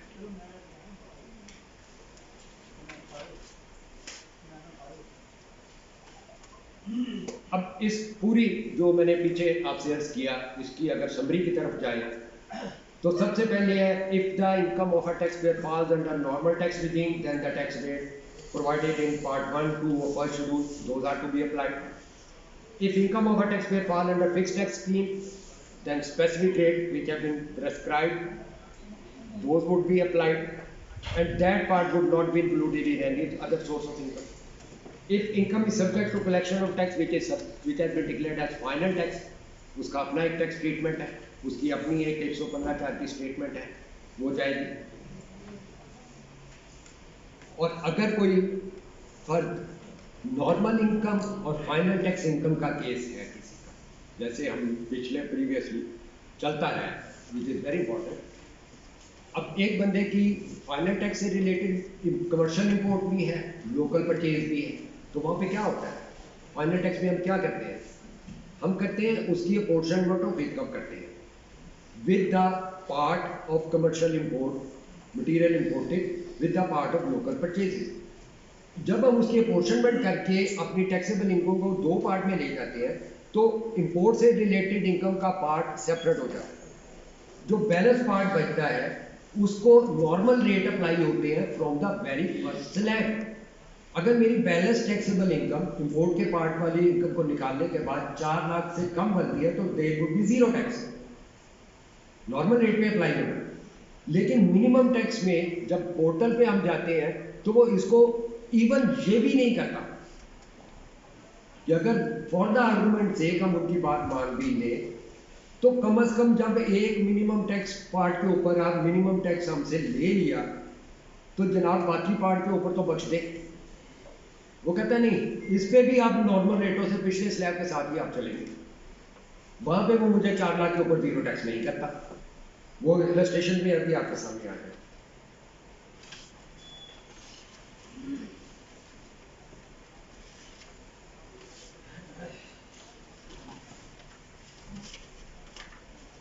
यहां पे minimum tax के हवाले से minimum tax को board किस तरह से देखता है तो कोर्ट्स किस तरह से देखते हैं, मैं वो भी अर्ज करता चलूं। इस सिलसिले में बोर्ड का अपना एक सर्कुलर है, सर्कुलर नंबर 9 ऑफ 2012। ये इशू हुआ था 8 नवंबर 2012 को, which is very much in field till to date. और मेरी अपनी एफटीओ के पास जो रिप्रेजेंटेशन की कंप्लेंट थी उसमें बोर्ड ने जब जवाब फाइल किया तो उन्होंने ये रेफर किया, ये कहा कि we are following this the intent of this circular. अब मैं आपको बताऊंगा कि ये उनका ये कहना एफटीओ में, यदि आप तो इस सर्कुलर को फॉलो कर रहे हैं, वो कैसे हो रहा है ये भी आगे चल के हम देख लेते हैं। अब ये सर्कुलर क्या कहता है? Section 153(1)(b) of the income tax ordinance was amended by Finance Act 2009 whereby tax deducted on services was made minimum tax. References were made to the board regarding taxability of amount received in the by the executive director on the board of the company not being employee of the company. In this regard, a clarificatory letter was issued by board by number 101/10 dated 1/10/2010, whereby it was stated that income falling under section 153(1)(b) is to be treated as a separate block of income and therefore cannot be clubbed with any other source of income. Representation were filed by tax practitioner, queries from field formation were received, pointing out that the board's clarification was contrary to the law. अब यहाँ पे board क्या कहता है? The matter was examined in the light of relevant provision of law and it was found that the said clarification was contrary to the legal provisions, receipt on which the withheld tax constitute minimum tax are not to be treated as a separate block in contradiction of income tax, distinction to income falling under the fixed tax regime. It is thus clarified that amount received under section 153(1)(b of the income tax ordinance on account of renting or providing of services shall be clubbed with the other receipt of the taxpayer falling under the normal tax regime, and taxable income shall be worked out accordingly. Normal tax rates are to be applied to the resultant taxable income. However, if the tax worked out on the payment subject to deduction under section 153(1)(b is less than the tax without tax, the latter being the minimum tax shall be the liability on the payment from services rendered which have been subjected to deduction of tax under section 153(1)(b. अब ये board खुद admit करता है कि 153(1)(b minimum declared होने के बाद भी ये एक सेपरेट ब्लॉक नहीं है, ये फाइनल टैक्स नहीं है, इसको receipt subject to collection are to be coloured with the normal income, और नॉर्मल टैक्सेबल इनकम के ऊपर रेट अप्लाई करके then comparison is to be made. ये बोर्ड का अपना सर्कुलर है। इसी सर्कुलर के इसी पॉइंट ऑफ के ऊपर एक मुझे हाईकोर्ट का भी, सिंध हाईकोर्ट का एक ऑर्डर भी मुझे इस इशू पे मिला, जिसमें सिंध हाईकोर्ट ने जब 153(1)(b की टैक्स डिडक्शन को डील करते हुए हेल्ड किया, देयरफॉर इररिस्पेक्टिव, बेटा वो हाईकोर्ट का ऑर्डर आगे थोड़ा आगे जाते हैं, आगे ये देयरफॉर मैं पूरा नहीं पढ़ता, मैं रेलेवेंट पार्ट पढ़ रहा हूँ। देयरफॉर इररिस्पेक्टिव ऑफ द, ये रिपोर्टेड है 2016 PTD 100 Sindh high court. Therefore, irrespective of the fact that what kind of services a resident person renders or provides, it falls within the meaning of services as described in section 153(1)(b, and as the benefit of final tax regime under section 153(3) having clearly not been extended to transactions relating to rendering of or providing of services, the tax returns in all such cases are to be filed and assessed under normal tax regime. The advance tax, if any, deducted under section 153(1) from the receipt of such person would be adjusted against his tax liability. It is the verdict of the Sindh High Court. Here is the circle of the board itself. No, but they people are doing. But the person involved in formulation, making formulation of IRIS portal, what they people are doing.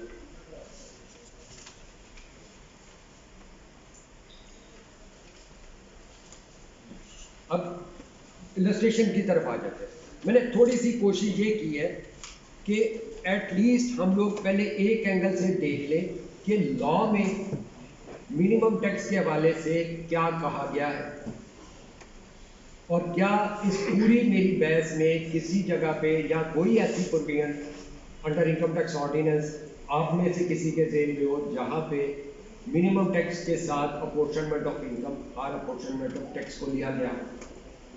At least मैंने जितनी exercise की है, जितनी research इस पर कर पाया, मेरे कुलीग भी जो मेरे इजाज भट्टी साहब, हम दोनों ने बड़ी इस पर वर्किंग की, बहुत कोशिश की कि शायद हम भी इसको गलत तरीके से ले रहे हैं, लेकिन हमें कोई ऐसी प्रोविजन नहीं है।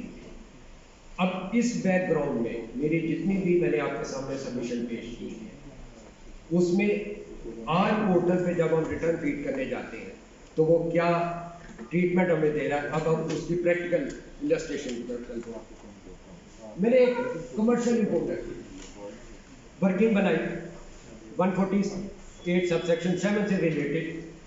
इसमें मैंने उसकी तमाम जो परचेज है वो इंपोर्ट है, तमाम परचेज इंपोर्ट है। 1 करोड़ रुपए की उसने सेल की, 85 लाख रुपए की इंपोर्ट थी which was subject to collection of tax, 15 lakh रुपए उसका ग्रॉस प्रॉफिट आ गया। मैंने बड़ी सिंपल बनाई है ताकि समझने में हमें आसानी हो जाए। एक्सपेंस उसके BNL के 4,50,000 10,50,000 इनकम। जब मैं ये डाटा रिटर्न का मैंने फीड किया सिस्टम में तो उसने मेरी नॉर्मल लाइबिलिटी 10,50,000 के ऊपर बनाई 55,000 रुपये, और बाकी क्योंकि मेरी जो परचेज है entire purchase subject to import है, सब्जेक्ट टू 6% कलेक्शन है, सो उसके ऊपर जो डिफरेंस है वो टोटल टैक्स बनता है 85 लाख की इंपोर्ट के ऊपर 5,10,000। सो सिस्टम में नॉर्मल टैक्स 55,000 बनाया गया और बाकी difference of minimum tax 4,55,000 add करके तो टोटल टैक्स लाइबिलिटी 5,10,000 सिस्टम ने सही कैलकुलेट कर। अब यहाँ पे मेरी एंटायर परचेज इंपोर्ट है। नेक्स्ट पे आ जाए, जब इसी को मैंने ब्रेक किया, मैंने परचेज के दो पार्ट बना दिए। 85 लाख की जो टोटल परचेज थी उसमें आधी परचेज मैंने डाली लोकल की, आधी मैंने डाली इंपोर्ट की। वही सेल है, परचेज दो पार्ट में डिवाइड हो जाती है। टोटल टैक्सेबल इनकम मेरी 10,50,000 ही रह रही है।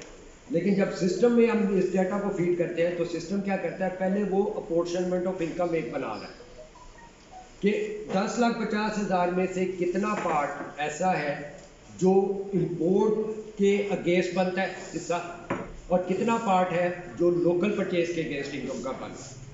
क्योंकि मैंने सिंपल रखने के लिए दोनों को 50-50 रखा है ताकि आसानी हो जाए। ये हर केस में डिफरेंट वर्किंग आ रही है। तो जब यहाँ पे हम जाते हैं तो पहले तो सिस्टम ने मेरी इनकम को दो पार्ट में तकसीम कर दिया। अब जब दो पार्ट में तकसीम किया 50-50 में, तो income attributable to import, tax deduction to import, वो बनी 5,25,000। अब 5,25,000 की जब इनकम बनती है, नॉर्मल टैक्स मेरा 55,000 बन रहा है। अब वो क्या कर रहा है, सिस्टम कहता है जनाब पहले तो 5,25,000 के ऊपर जो 2,55,000 का आपकी इंपोर्ट का टैक्स बनता है, ये उस 5,25,000 के साथ बराबर हो गया।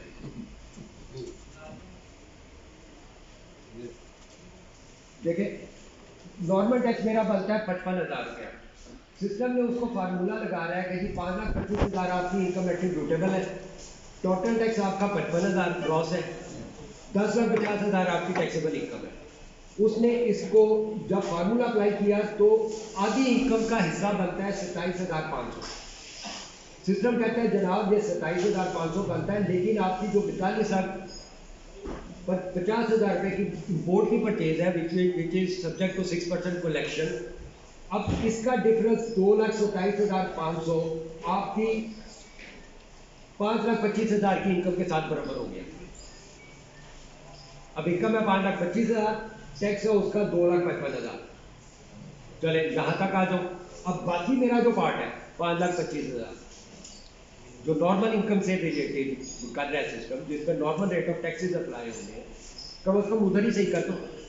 उधर क्या कर रहा है, जिसमें उसने 55,000 में से जो बैलेंस 27,500 रुपये है, वो कहता है कि अब बकाया 5,25,000 पे 27,500 टैक्स है, और इंपोर्ट वाले 5,25,000 के ऊपर आपका टैक्स है 2,55,000, लिहाजा आप 2,82,500 रुपया पूरा टैक्स पे करें। पे कीजिए, आपकी मिनिमम लाइबिलिटी बन गई, apportionment of income, apportionment of tax के साथ। जैसे मैंने अर्ज किया था कि इंपोर्ट में हम लोग जब फाइनल टैक्स के पार्ट को लैदा करते थे, एक्स्ट्रा टैक्स को चल ले गया उसके ऊपर। अगर यही प्रोपोजिशन फाइनल टैक्स में होती तो जब मेरा 5,25,000 के ऊपर उसने टैक्स बना दिया 2,55,000 मिनिमम या फाइनल, तो बकाया 5,25 पे मेरे रेट क्या लगने चाहिए, 4 लाख से स्लैब शुरू होना चाहिए ना। अब वहां पे वो कहता ना ना ना, वो जो ग्रॉस टैक्स आपका बना था ना, उसमें से आधा जो बैलेंस बच गया वो अब आधा आपका बकाया 5,25 पे, तो टोटल आपने देना है कि 2,82,500। अब ये किस लॉ के तहत कौन सी प्रोविजन इसको इस तरीके से अपॉर्शनमेंट में कर रही है। आप जब मुझसे 5,25,000 के गेर, जब आप मुझसे 2,55,000 टैक्स लेके जा रहे हैं, तो ये तो उस इनकम का 48.57% बनता है। मुझे नहीं समझ आती ये कौन सा रेट है। मैक्सिमम रेट नॉर्मल लागत 35% है, और ये मेरी इनकम को पोर्शन करके उसमें 48% कहता है, दूसरी टैक्स ही दे रही। आगे चले,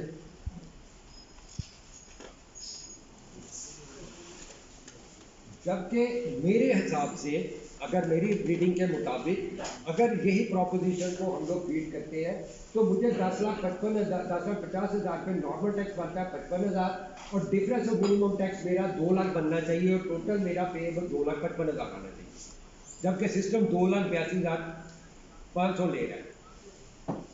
आगे चलो बेटा। अब यहाँ पे एक और इम्पोर्टेंट चीज़ है, ये मैं बात कर रहा था सबसेक्शन 7। सबसेक्शन 8 जो है, 8 में है the tax required to be collected from a person under this section shall be minimum tax for a tax year on the import of edible oil, packing material, raw material by an industrial undertaking. 8A में tax related, अब यहाँ पे B8 में अगरचे subsection 8 में अल्फाज different है, on the income है, लेकिन अगर वहाँ पे भी हम डाटा जाके फीड करते हैं तो ट्रीटमेंट यही दे रहा है जो 148(7) में। अब ये किस लॉ के तहत है, आगे बढ़ो बेटा। अब 153 पे आ जाते हैं। नेक्स्ट बेटा इलस्ट्रेशन क्या है, इलस्ट्रेशन क्या है।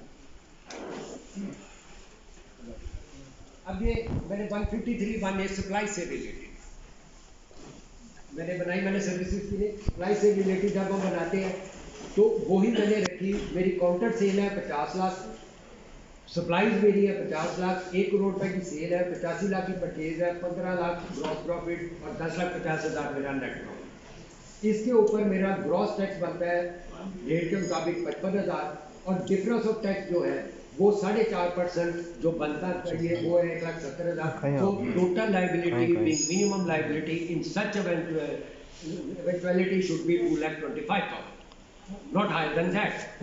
लेकिन जब सिस्टम में फीड करते हैं तो वो क्या करता है, ये सेम प्रोपोजिशन है, यहाँ पे भी उसने वही ट्रीटमेंट मुझे दे रहा है जो 148(7) में दे रहा है। अब अल्फाज वहाँ पे क्या है और अल्फाज 153(1)A में क्या है। जहाँ पे minimum tax in respect of income है, वहाँ पे minimum tax in respect of income arising from the transaction है। अगर वो अराइजिंग को उनको बात मान ली जाए तो वो पिछली जो प्रोपोजिशन हमने 148 की डिस्कस की उसमें हमारा फिर फर्क सिर्फ ये जाना चाहिए कि जो बैलेंस 5,25,000 है उसको नॉर्मल रेट फर्स्ट स्लैब से शुरू करेंगे, अगर उनकी बात मान भी जाएगी। लेकिन यहाँ पे 153(1)A में तो ये लिखा ही नहीं कहीं हुआ that it shall be minimum tax in respect of income arising from the transaction।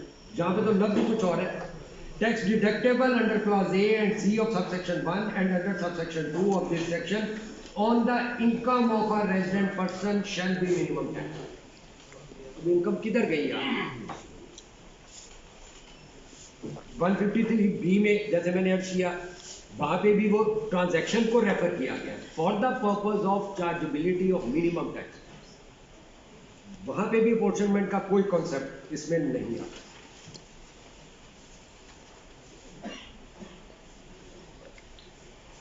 पहले भी मैंने किया कि जहाँ पे अगर ऑन द इनकम को भी अगर उस एंगल से भी पढ़ना है तो फिर 235 वाला वो भी जो है उसमें भी अपॉर्चुनमेंट करें सिस्टम। फिर मिनिमम टैक्स वो भी तो है 113 वाला भी तो है। 113 में टर्नओवर को इनकम डिक्लेयर करके मिनिमम लिया ना, तो जब वहाँ पे अगर मेरी टर्नओवर इनकम हो गई और इनकम को इस एंगल से पढ़ना है तो फिर वहाँ पे भी अपॉर्चुनमेंट आनी चाहिए। एक और चीज़ है 113 में भी मिनिमम है, 150 148 में भी मिनिमम है, 153 में भी मिनिमम है, 233 में भी मिनिमम है। लेकिन अब यहाँ पे क्या हो रहा है, अगर लॉ मेकर की इंटेंट यही होती कि मैंने एक्स्ट्रा टैक्स लेना है तो यार 113 में एक्स्ट्रा टैक्स ले रहे हैं यार तो उसका मुझे बेनिफिट दे रहे हैं। क्या बेनिफिट दे रहे हैं कि मेरा excess minimum tax paid for a year is adjustable against the normal tax liability for subsequent 5 years. जबकि 148 में 153 में या any other provision related to minimum tax यहाँ पे तो ऐसी कोई प्रोविजन भी मौजूद नहीं है कि आज अगर मुझसे 5,25,000 के ऊपर 2,72,000 टैक्स ले रहे हो तो जो नॉर्मल का और मिनिमम का फर्क है मुझे इसको क्रेडिट अगले सालों में तो नहीं दे रहा है, जैसे कि 113 में है। 113 में सबसेक्शन 2 में ये प्रोवाइड किया गया है कि अगर आपका मिनिमम टैक्स किसी साल ज़्यादा पे कर देते हैं तो अगले साल की नॉर्मल टैक्स लायबिलिटी के अगेंस्ट आप मिनिमम टैक्स को एडजस्ट कर लेंगे। तो अगर इंटेंट लॉ मेकर की ये होती वो ट्रीट उस तरह ट्रीट करने की तो वो इन बाकी प्रीमियम में भी ये इंसेंटिव तो कम से कम टैक्स पेयर को देता कि आपसे 5,25,000 के ऊपर 50% मैं आपसे टैक्स ले रहा हूँ, चलो यार इसको अगले साल की इनकम में एडजस्ट कर लें। तो ये it was never intent of the law. ये बोर्ड की मिस इंटरप्रिटेशन है, बोर्ड की अपनी फार्मूलेशन की प्रॉब्लम है जिसकी बेस के ऊपर वो सिस्टम में इस तरह के फार्मूले लगाए हैं जिनको कि हम ख़त्म भी नहीं कर सकते।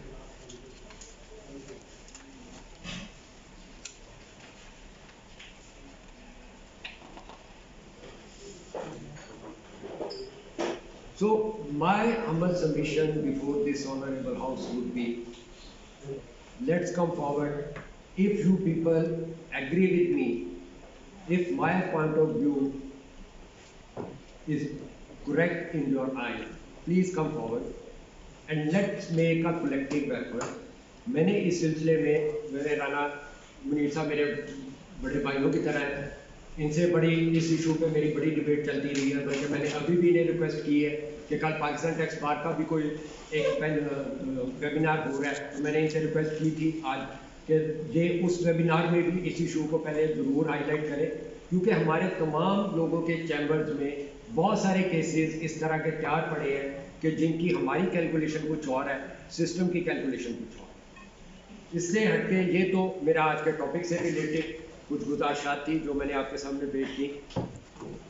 इससे हटके कुछ चीज़ें मैं चाह रहा था, आज इत्तेफाक से राना साहब हमारे सदर मोहतरम नहीं है, उनकी कैबिनेट बैठी है, तो इससे हटके भी कुछ इश्यूज़ हैं जिनके ऊपर मैं चाहूँगा कि बार लेवल के ऊपर हमें थोड़ी सी बात करनी चाहिए।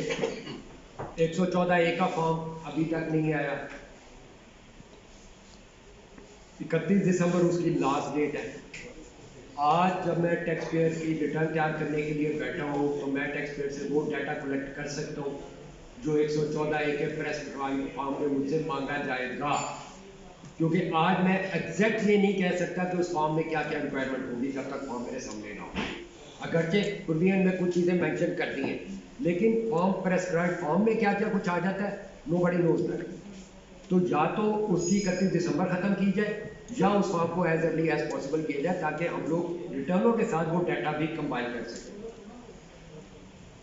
उससे हटके एक सब लोगों के सामने एक इशू आया था, शुरू में बड़ी इस पर डिबेट भी होती रही, प्रॉफिट ऑन डेट के ऊपर कि 5 लाख तक विदहोल्डिंग की गई 10%, रेट ऑफ चार्ज किया गया 15%। तो माय अंडरस्टैंडिंग लॉ मेकर ने शायद ये सोचा कि यार 5 लाख वालों को थोड़ा रिलीफ दे दिया जाए, तो उन्होंने 5 लाख तक रेट ऑफ टैक्स 10% करना चाहा, लेकिन कटौती में 10% कर गए और चार्जेबिलिटी में नहीं कर सके। और ये वैसे भी हार्डशिप केस है, मेरा ख्याल है जो लोअर ब्रैकेट के प्रॉफिट ऑन पेंशनर हैं, बेवा लोग हैं, मतलब ओल्ड एज वाले हैं जिनका बाई सोर्स प्रॉफिट ही है, तो उनको थोड़ी सी रियायत अगर गवर्नमेंट अगले बजट में दे दे तो ये को बहुत बड़ी बात नहीं होगी। 5 लाख तक उसको रेट 10% चार्जेबिलिटी का भी होता है। इसके अलावा एक और चीज सिस्टम में मुझे नजर आई है, रिवाइज्ड स्टेटमेंट के साथ एक कंडीशन लगा दी गई कि it can be revised under intimation to the commissioner in the prescribed form, but till to date there is no prescribed form. कल मैंने अपने केस में रिवाइज्ड स्टेटमेंट रिवाइज की तो मैंने उसकी मैनुअल इंटीमेशन का लेटर मैंने उसके मुतलका जोन में सबमिट करा दिया। वो कल मुझे उधर से फ़ोन आया कि जनाब ये केस हमारे जोन का नहीं है, आप इसको वापस ले जाएं। अब मुझे बताएं, कल को आप मुझ पर ये एतराज़ लगा देंगे। अब मैंने जिस जोन में फ़ाइल की है उसके पोर्टल में मुझे उसी जोन से 122(5)(a) की प्रोसीडिंग चल रही है मेरी, और वहाँ पे लेटर फाइल किया तो मुझे कल उधर से फ़ोन आ गया, जनाब हमें भेजा था कमिश्नर ऑफिस में, उन्होंने कहा कि ये केस हमारे जोन का नहीं है। तो भाई बड़ी अच्छी बात है, मेरा 122(5)(a) का नोटिस भी खत्म हो जाएगा।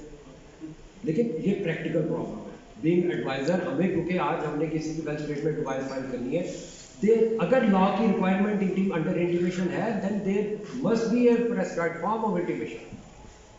पोर्टल पे प्रोवाइड करना उधर प्रोवाइड करें, मैनुअल प्रोवाइड करना उधर प्रोवाइड करें। अब एट द मोस्ट हम तो यही कर सकते हैं, अपने लेटर हेड पे एक लेटर लिख के 2-4 जुमलों का हम उधर रिसीव करवा दें। फिर एक और पोर्टल में भी चीज़ को ध्यान में रखिएगा कि फाइनेंस एक्ट 19 में बिल्डिंग के ऊपर इनिशियल अलाउंस का रेट खत्म कर दिया गया है 3rd शेड्यूल में। अगरचे building is a depreciable asset, लेकिन और इनिशियल अलाउंस के लिए ये लिखा है लॉ में कि on every depreciable asset initial allowance will be allowed at the rate specified in part 3, but when we go to the part 3 then there is no rate of initial allowance। लेकिन आज भी system में अगर मैं building का addition अगर मैंने किया है तो मैंने फिर शेड्यूल ऑफ फिक्स्ड एसेट में फीड करना है। जब मैं आज भी सिस्टम में जाके फीड करता हूँ तो वो इनिशियल अलाउंस कैलकुलेट कर रहे हैं। which is not in accordance with that as per my understanding. So we should be careful. अब पोर्टल को ये अगर तो ये चेंज होना चाहिए, वहाँ पे पोर्टल में डेप्रिसिएशन का पेज भरते हुए ये कैलकुलेट होना ही नहीं चाहिए जब उसमें इनिशियल अलाउंस खत्म हो गया। लेकिन मैं ये रिक्वेस्ट करूँगा अपने कुलीग से कि अगर वो सिस्टम ने मुझे इनिशियल अलाउंस दे दिया है तो मुझे इनएडमिसिबल में जाकर उसको डिसअलाउंस में ले जाना चाहिए, ताकि कल को मेरी रिटर्न की मेरी टैक्सेबिलिटी में फ़र्क ना आए। So brother, these were my humble submissions. I hope कि मैं कुछ आप लोगों के साथ जो भी शेयर कर पाया इसमें मुझे अच्छा फीडबैक मिलेगा। और मैं मंशा साहब, राना मुनीर हुसैन साहब, खासतौर पे मैं इन लोगों से रिक्वेस्ट करूँगा कि इस इशूज़ के ऊपर हमें प्रैक्टिकली और एज अर्ली एज पॉसिबल हमें एक्शन लेने की ज़रूरत है। लॉ टैक्स बार उसकी कैबिनेट से रिक्वेस्ट करूँगा कि इस इशू के ऊपर because time is too short और हमें अपने या तो कंसेप्ट हमारा क्लियर कर दे या पोर्टल ठीक कर दे। Thank you very much.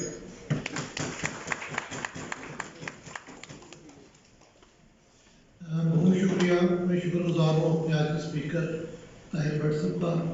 और मैं अभी हमारे पास 15 मिनट्स अवेलेबल हैं और इस मौजू के ऊपर ऑडियंस में से जो भी दोस्त जो भी सवाल करना चाहे तो स्पीकर अवेलेबल है। कंसेप्ट उन्होंने माशाल्लाह बेहतरीन तरीके से हमारे सामने मिनिमम टैक्स का, उसकी चार्जेबिलिटी का, उसकी कैलकुलेशंस का वो रखा है। ये जो उनकी प्रेजेंटेशन है ये इंशाल्लाह हम शेयर कर देंगे अपने यूट्यूब चैनल पे भी, और ये थ्रू ईमेल भी, जो हमारे पास ईमेल्स का पहले डाटा अवेलेबल है। मजीद को दोस्त चाहे तो वो चिट पे लिख के ईमेल अपना दे दे, उनको ईमेल भी हम करवा देंगे। तो सर ओपन जो क्वेश्चन आंसर का सेशन और स्पीकर आपके सामने है।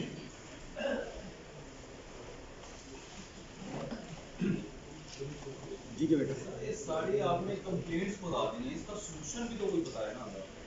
देखिए, सॉल्यूशन हम इसका क्या करें? बिल्कुल very very important question, very important question. देखो यार, मैंने ट्राइब्यूनल का केस ला रेफर किया, हाई कोर्ट सुप्रीम कोर्ट का रेफर किया इसीलिए कि वो कोर्ट ये कहती हैं कि अगर पोर्टल गलत है, फार्मूलेशन गलत है, you are not suppose to follow that. मुझे रिटर्न में अपना रिक्वायर्ड रिजल्ट लाना है। अब सवाल है कि अगर पहली चीज़ तो ये है कि पहले तो हमारी कोशिश ये होनी चाहिए कि हम बोर्ड को कन्विंस कर सकें, रेलिवेंट कंसर्न को कन्विंस कर सकें कि आप अपने पोर्टल को अमेंड करें। इन केस अगर उधर से कोई जवाब नहीं आता, जैसा कि मुझे पिछले 3 साल से नहीं जवाब दे रहा है और रिटर्न मुझे फाइल करनी है, तो तब भी मैं ये नहीं कहूँगा कि आप अपने क्लाइंट का एक्स्ट्रा टैक्स पे कर दें।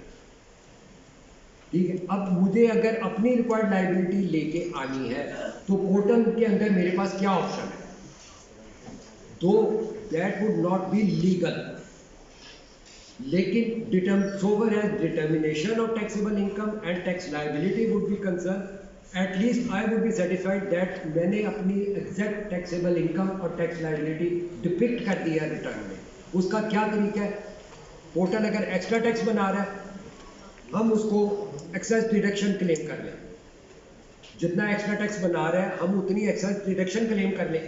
कल को अगर डिपार्टमेंट आपसे पूछे तो हम अपना पॉइंट ऑफ व्यू लेके उसके सामने रखें कि ये आपकी पोर्टल की गलती है, ये बनना चाहिए था, इसको बनाने के लिए मैंने ये किया। सेकेंडली एक और भी चीज़ मैं देख रहा था, जैसे 153 का है। अब इंटरेस्टिंगली आप एक चीज़ देखिएगा बेटा, जरा रिटर्न खोलना।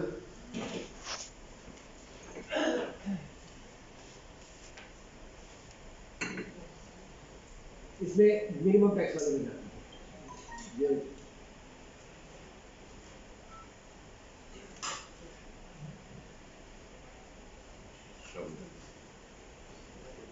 ये एडजस्टेबल टैक्स में जाना, टैक्स चार्जेबिलिटी में एडजस्टेबल में जाना,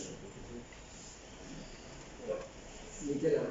अब अगर आप देखेंगे तो ये अभी बात ऊपर नीचे लाओ, नीचे और नीचे लाओ बेटा, नीचे लाओ बेटा, पेज को नीचे लाओ, डाउन करो, ऊपर अच्छा ऊपर 153 वाले पार्ट पे लाना, वन ऊपर थोड़ा सा और। ये देखिए अभी भी यहाँ पे payment for goods at the rate of under section 153। अब 153 में ये एडजस्टेबल में कौन सी पेमेंट रहेगी? ये वो तो सिर्फ कंपनी के केस में है, ये रिटर्न इंडिविजुअल की है। अब यहाँ पे कौन सी पेमेंट ऐसी है जो 153 में इंडिविजुअल एओपी में एडजस्टेबल है? 153 वाले पढ़ लें। वहाँ पे एक्सक्लूजन सिर्फ इंडस्ट्रियल कंपनी को रॉ मटेरियल के हवाले से एग्जम्पशन है। ये कॉलम अभी भी प्रोवाइडेड है, किसी को नहीं ख्याल आता। हाँ, ये कर सकते हैं कि जितनी मुझे एक्स्ट्रा टैक्स चार्ज हो रहा है मैं उतनी अमाउंट इसे एडजस्टेबल टैक्स में क्लेम कर रहा हूँ, क्योंकि मुझे अल्टीमेटली 100 फिक्स फाइनल में जाना है। बेटा फिक्स फाइनल खोलना नीचे लाना। ये देखिए मैंने जो प्रोपोजिशन अभी आपके सामने रखी है, मैंने वो फीड की थी। जहाँ पे जब 50 लाख रुपए की इनकम है, यहाँ 2,25,000 को टैक्स उसका आ रहा है।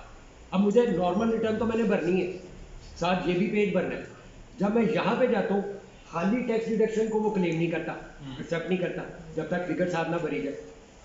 तो जब मैं फिगर भरता हूँ तो फिर वो मिनिमम टैक्स में मिनिमम टैक्स में ले जाता है मुझे।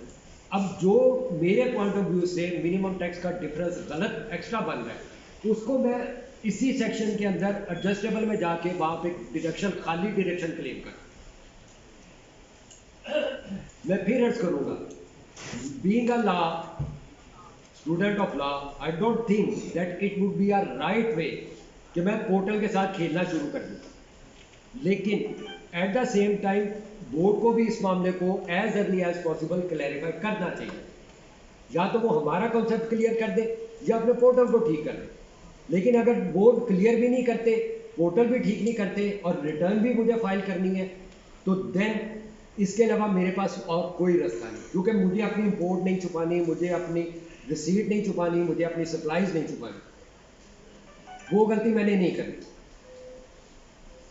जिस हद तक का मेरा फड्डा है, या मैं पे कर दूं एक्स्ट्रा टैक्स, या मैं इस तरह से, ये दो मोड मुझे नजर आए हैं। अगर इसके अलावा किसी और मेरे के पास कोई मोड हो तो मुझे बता दो। मैं इसी में एक बात ऐड करता हूँ कि जहाँ पे पोर्टल और लॉ में डिफरेंस है। मेरे एक क्लाइंट के केस में 94 क्लॉज को फॉलो करते हुए 2% टर्नओवर था, लेकिन वो पोर्टल में कहीं नहीं था।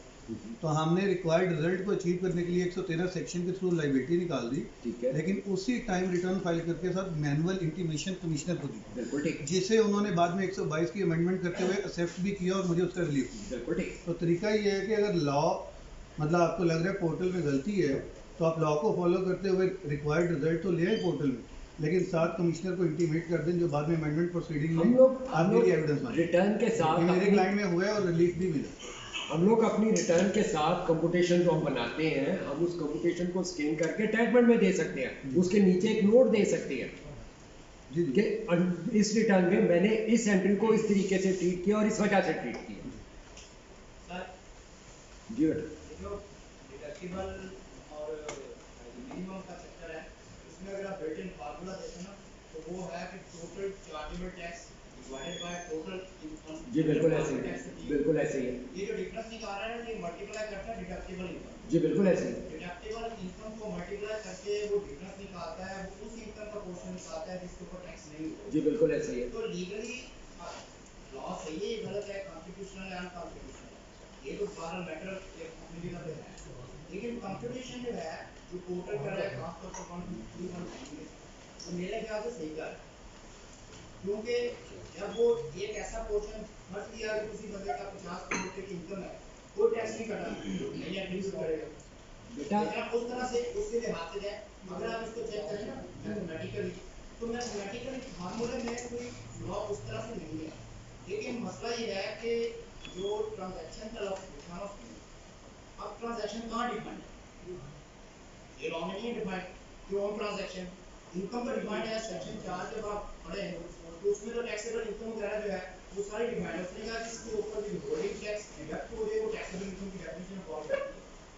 अब मसला ये है कि जो इनकम हमारी है, आप जैसे इंपोर्ट है, इंपोर्ट वाली अगर आप एनालिसिस खोलें, उसमें आपके पास ऑप्शन है कि आप अपना प्रॉफिट कैलकुलेट करके उसमें डाल सकते हैं, एट्रीब्यूटेबल प्रॉफिट। सर्विसेज के केस में नहीं डाल सकते हैं। यानी अगर मिनिमम में सारा फ्लॉ अगर सिस्टम में होता तो ये दोनों तरफ होता। मेरा ख्याल ये है कि ये जो इनकम को एट्रीब्यूट करता है, वो उस तरह से, उस लिहाज से एज पर जो लॉ है उसके हिसाब से तो सही कर है। 153(1)(b) में 148 में भी सही कर है, क्योंकि वो करता है उसको कैलकुलेट, आप अपना प्रॉफिट डालें, उसमें टैक्सेबल इनकम निकाल के डालें, रिमेनिंग रिफंड आएगा अगर आपका उसमें बनता है। दूसरे जो एडजस्टेबल टैक्स है, लेकिन जो कट गया वो मिनिमम है। अब ये ट्रांजैक्शन का जो उसमें वर्ड लिखा है, ये जब ये अमेंडमेंट आई है सर, उस वक्त चाहिए था हमें सबको कि ये चीज़ें समय के ये मिनिमम और मिनिमम और ट्रांजैक्शन कहीं डिफाइन नहीं है। फिर एक और मसला इसमें ये है, जो आपके जो है बात को सेकंड करते हुए, जो बंदे अप्रूवल सिस्टम पे चल रहे हैं उनको पिछले साल के पैसे इस साल आए, मैंने वो सारे डिडक्टेबल में डाल दिए, उसके से मेरी पिछले साल की इनकम है जो इस साल उसकी एट्रीब्यूशन उस साल हो। अब मसला यहाँ से आता है, जिन बंदों की अप्रूवल जो मुझे अप्रूवल कॉन्सेप्ट आते हैं उनको पता है मैं 100 रुपये में जो इनकम है 80 रुपये में मुझे इस साल मिले हैं, 20 रुपये जो है वो अगले साल मिले हैं, तो मैंने ऑफर अंडर भी कर दी है। वो नॉर्मल रजीम में मेरा टैक्स हो चुका है, लेकिन वो जब सिस्टम में डालते हैं तो उसको ऊपर टैक्स कैलकुलेट करता है। अगले साल मुझे 20 मिलते हैं, दिन मेरा अभी हेड होता है मिनिमम। तो एक तो ट्रांजैक्शन का जो वर्ड है वो कहीं डिफाइन नहीं है।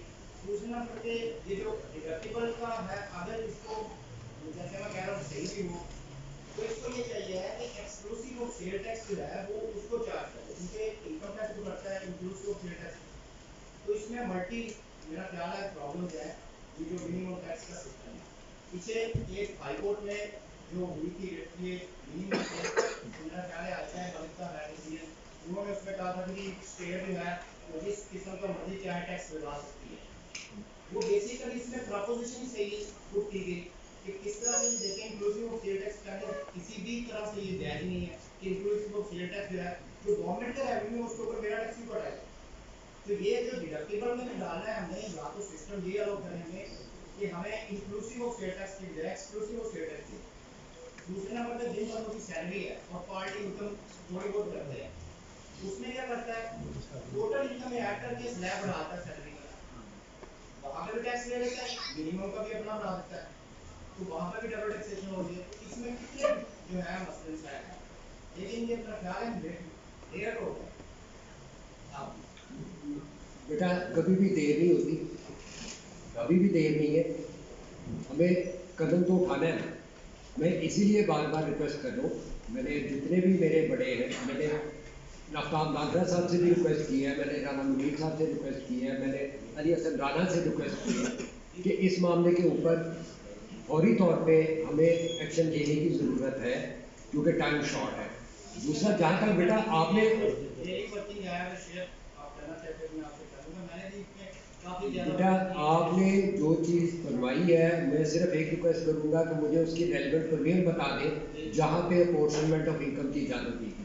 मैंने तो सारी प्रोविजन आप लोगों के सामने पढ़ी है, मैं तो उनमें से कोई भी ऐसा लफ्ज़ नहीं निकाल सका जब लॉ कहता है it shall be minimum tax in respect of income, तो फिर अपोर्शनमेंट का बच्चा वो दूसरा कह रहा है इनकम राइजिंग या ट्रांजैक्शन। मैंने ट्रांजैक्शन की बात वो ये कर रहा है कि वो सेल, वो आपकी सेल है, सेल की फिर इनकम ही आएगी ना। ट्रांजैक्शन का लफ्ज इस्तेमाल हुआ है सिर्फ 153(1)(b) में, ठीक है। अब मेरी अर्ज सुनो बेटा, मेरी अर्ज सुनो, मैंने अभी अर्ज किया है आपके जितने क्लाइंट हैं सारे क्लाइंट प्रेस्क्राइब पर्सन में फॉल करते हैं, नहीं करते ना, तो फिर किन ट्रांजैक्शन के वाले से मिनिमम है, किन ट्रांजैक्शन से, जो आपको प्रेस्क्राइब पर्सन से मिल रही है। तो जहाँ पे ट्रांजैक्शन जो है उसको रेफर किया गया उनसे जो प्रेस्क्राइब पर्सन की फीसें हैं, एंड नॉट 100% ट्रांजैक्शन। वही मिनिमम हो गया, वही मिनिमम होगी ना। अपोर्शन बेटा मेरा यही तो सवाल है कि कहाँ लिखा है अपोर्शन उसमें 153(1)(b) में it shall be minimum tax in respect of income arising from the transaction लिखा है। पोर्शन में तो सेक्शन 67 है ना, तो वो फाइनल टैक्स है ना, मैंने वो तो अर्ज किया है 167 में अगर चले जाते हैं तो 167 में पोर्शन नहीं है, अब पढ़ ले, वो फाइनल के लिए नहीं है, वो ओवरऑल के लिए कहीं भी आपकी डिफरेंट इनकम हो सकती है, सेपरेट ब्लॉक हो सकती है, it is not to be included, which is not to be included in a उसके लिए नहीं है वो। मतलब ये मैथमेटिक्स की बात नहीं हो रही, ये लॉ की बात हो रही है। जो मेरे भाई मैथमेटिक्स को ले रहे हैं, हमने तो लॉ को पढ़ना, लॉ क्या कहता है 153(1)(b) को पढ़े, मैथमेटिक्स को छोड़े, हम मैथमेटिक्स इन्वॉल्व नहीं है, वी आर लॉयर्स। मैथमेटिक्स की बात है, लॉ पढ़े, लॉ क्या कहता है, लॉ करेक्ट टोटल इनके ऊपर जो इनकम होनी है वो मिनिमम से ज्यादा नहीं हो सकती। पोर्शनमेंट का तीन कंसेप्ट है कि मतलब ऐसे तो मारे 67 सेक्शन पढ़ लें, जी देखिए आप रूल 32 पढ़ लें आप, जी जी पढ़िए रूल देखिए उसमें देखिए क्या है। Section 67 Apportionment subject to this ordinance apportionment होती है। सर पढ़ लेते हैं अच्छा साहब आप पढ़ लेते यही तो हैं आपको पोर्टर कर पोर्शमेंट का पढ़ लेते हैं सेक्शन 67 आपने रेफर किया पढ़ लेते हैं मैथमेटिक्स 4 वर्ड डिफरेंट यूज हुए, 4 वर्ड डिफरेंट यूज हुए, देखें वो इनकम पे बाबा वही गलती है वो एक्सपेंडिचर में का सारे ही आएंगे, मैन्युफैक्चरिंग एक्सपेंस भी आएंगे, प्रॉफिट लॉस भी आएंगे, उसके सेल के मुताबिक सेल ऑफ गुड्स भी होगी, सर्विसेज भी होगी, एग्जीक्यूशन भी हो रही है ना वो गलत हो रही है। बात ये है कि जो व्हाट्सएप कह रहे हैं इनकम को अप्पोर्शनमेंट करना दैट इज रॉन्ग। सुन ले ना, जब नहीं इनकम तो अल्टीमेटली जब सेल होगी, कास्ट सारी होगी, एक्सपेंस होगी तो नेट भी तो इनकम होगी कि नहीं होगी, ऑटोमेटिकली उसकी रिलेटेड इनकम आ जाएगी, उससे वो कंपैरिजन करेगा। जैसे अगर सपोज दूसरी जैसे अभी बाटा ने कैलकुलेट किया है कि इंपोर्ट ही है सारी, तो इंपोर्ट की ही इनकम आएगी ना, उसका कंपैरिजन ही आप करेंगे ना। अगर इंपोर्ट के साथ कोई और है, अदर सप्लाई भी है, तो फिर दोनों की भी इनकम अगर टोटल आती है तो अलग-अलग करें तो हर एक की अपनी अपनी आओगी ना, उतनी ही रहेगी या चेंज हो जाएगी। अभी बात सिर्फ 153 वन की स्पेसिफिक बात हो रही थी कि वहां पे जब जो एनफोर्समेंट कर रहा है पोर्टल वो गलत वहां देखिए वहां 3-4 वर्ड यूज हुए, एक वर्ड यूज हुआ है ट्रांजैक्शन का, एक वर्ड यूज हुआ सुन लेना एक ट्रांजैक्शन उसने ट्रांजैक्शन को उसने रेफर किया है 153(1)B 1B में क्या होते हैं सर्विसेज के ट्रांजैक्शन, वो जो प्रेस्क्राइब को आपने सर्विसेज दी है उन ट्रांजैक्शन की बात कर रहे हो, क्योंकि यहाँ सिंपली ट्रांजैक्शन नहीं है, वो transaction under section 153(1)B B में क्या है जो आप प्रेस्क्राइब पर्सन को सर्विसेज रेंडर करेंगे, वो ट्रांजैक्शन वो सर्विसेज सेल ही होगी ना आपकी, जैसे गुड्स की सेल होती है वो सर्विसेज की सेल है, तो उन ट्रांजैक्शन पे वो मिनिमम होगा।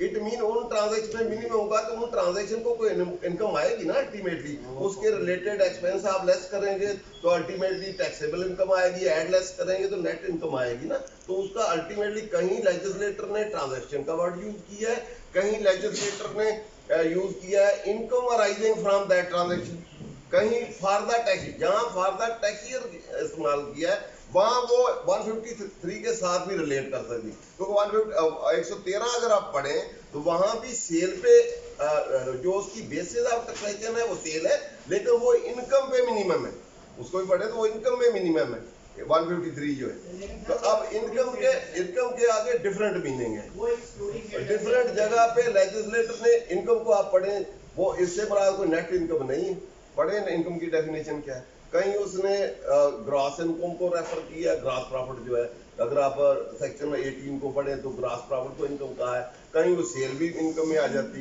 बल्कि उन्होंने तो इनकम को जिन ट्रांजैक्शन में डिडक्शन होती है सारे को इनकम कहा है, और डीम इनकम की कही पढ़े सेक्शन पढ़े ना इनकम का, उसने कहा जिसपे भी ट्रांजैक्शन पे डिडक्शन होती है वो इनकम है, वो इनकम है, सारी इनकम। वही मैंने पहले भी अर्ज किया था कि जब तक किसी भी ट्रांजैक्शन किसी चीज को इनकम नहीं डिक्लेयर किया जाएगा कोई टैक्स नहीं दिया जा सकता, इंपोर्ट वैल्यू को इनकम कह के final tax income arising from import, it mean income arising from import is something different.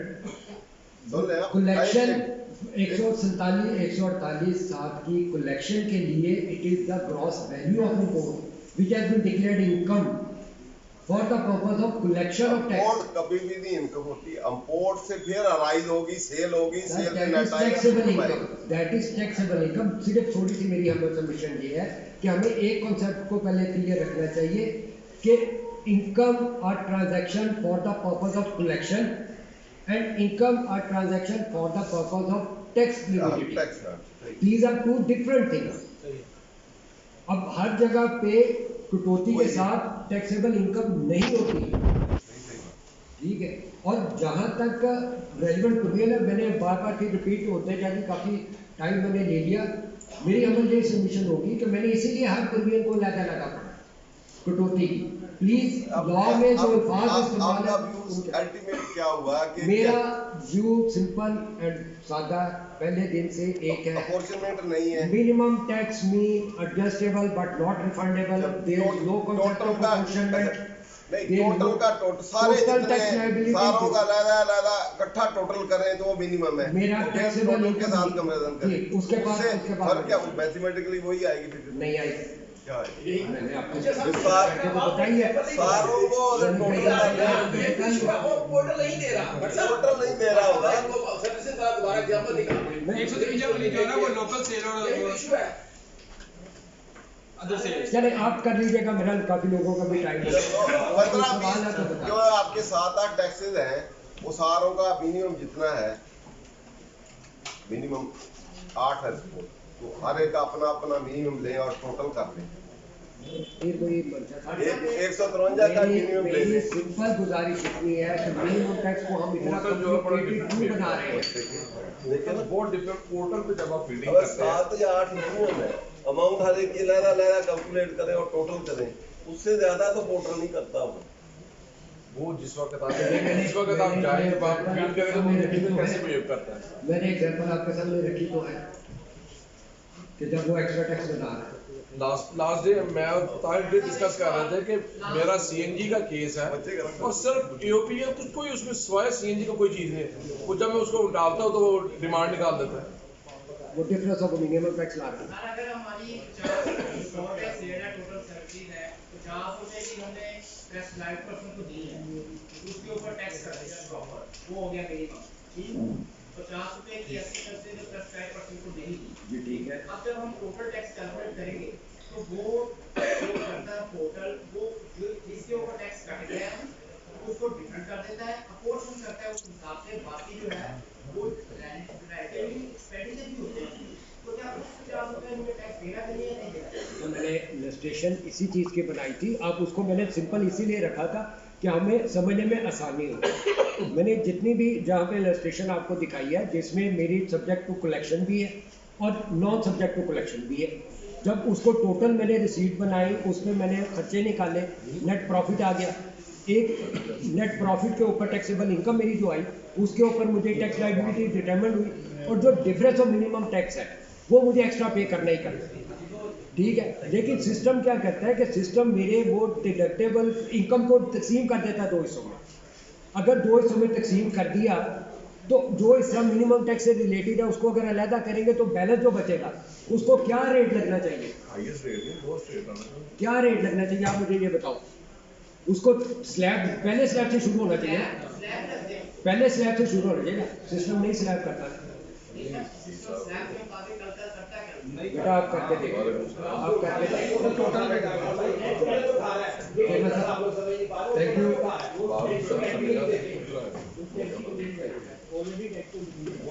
पे कैलकुलेट करेगा ना, पहले लायबिलिटी तो आपकी टोटल पे ही होगी ना, जो ये ला है ये टैक्स।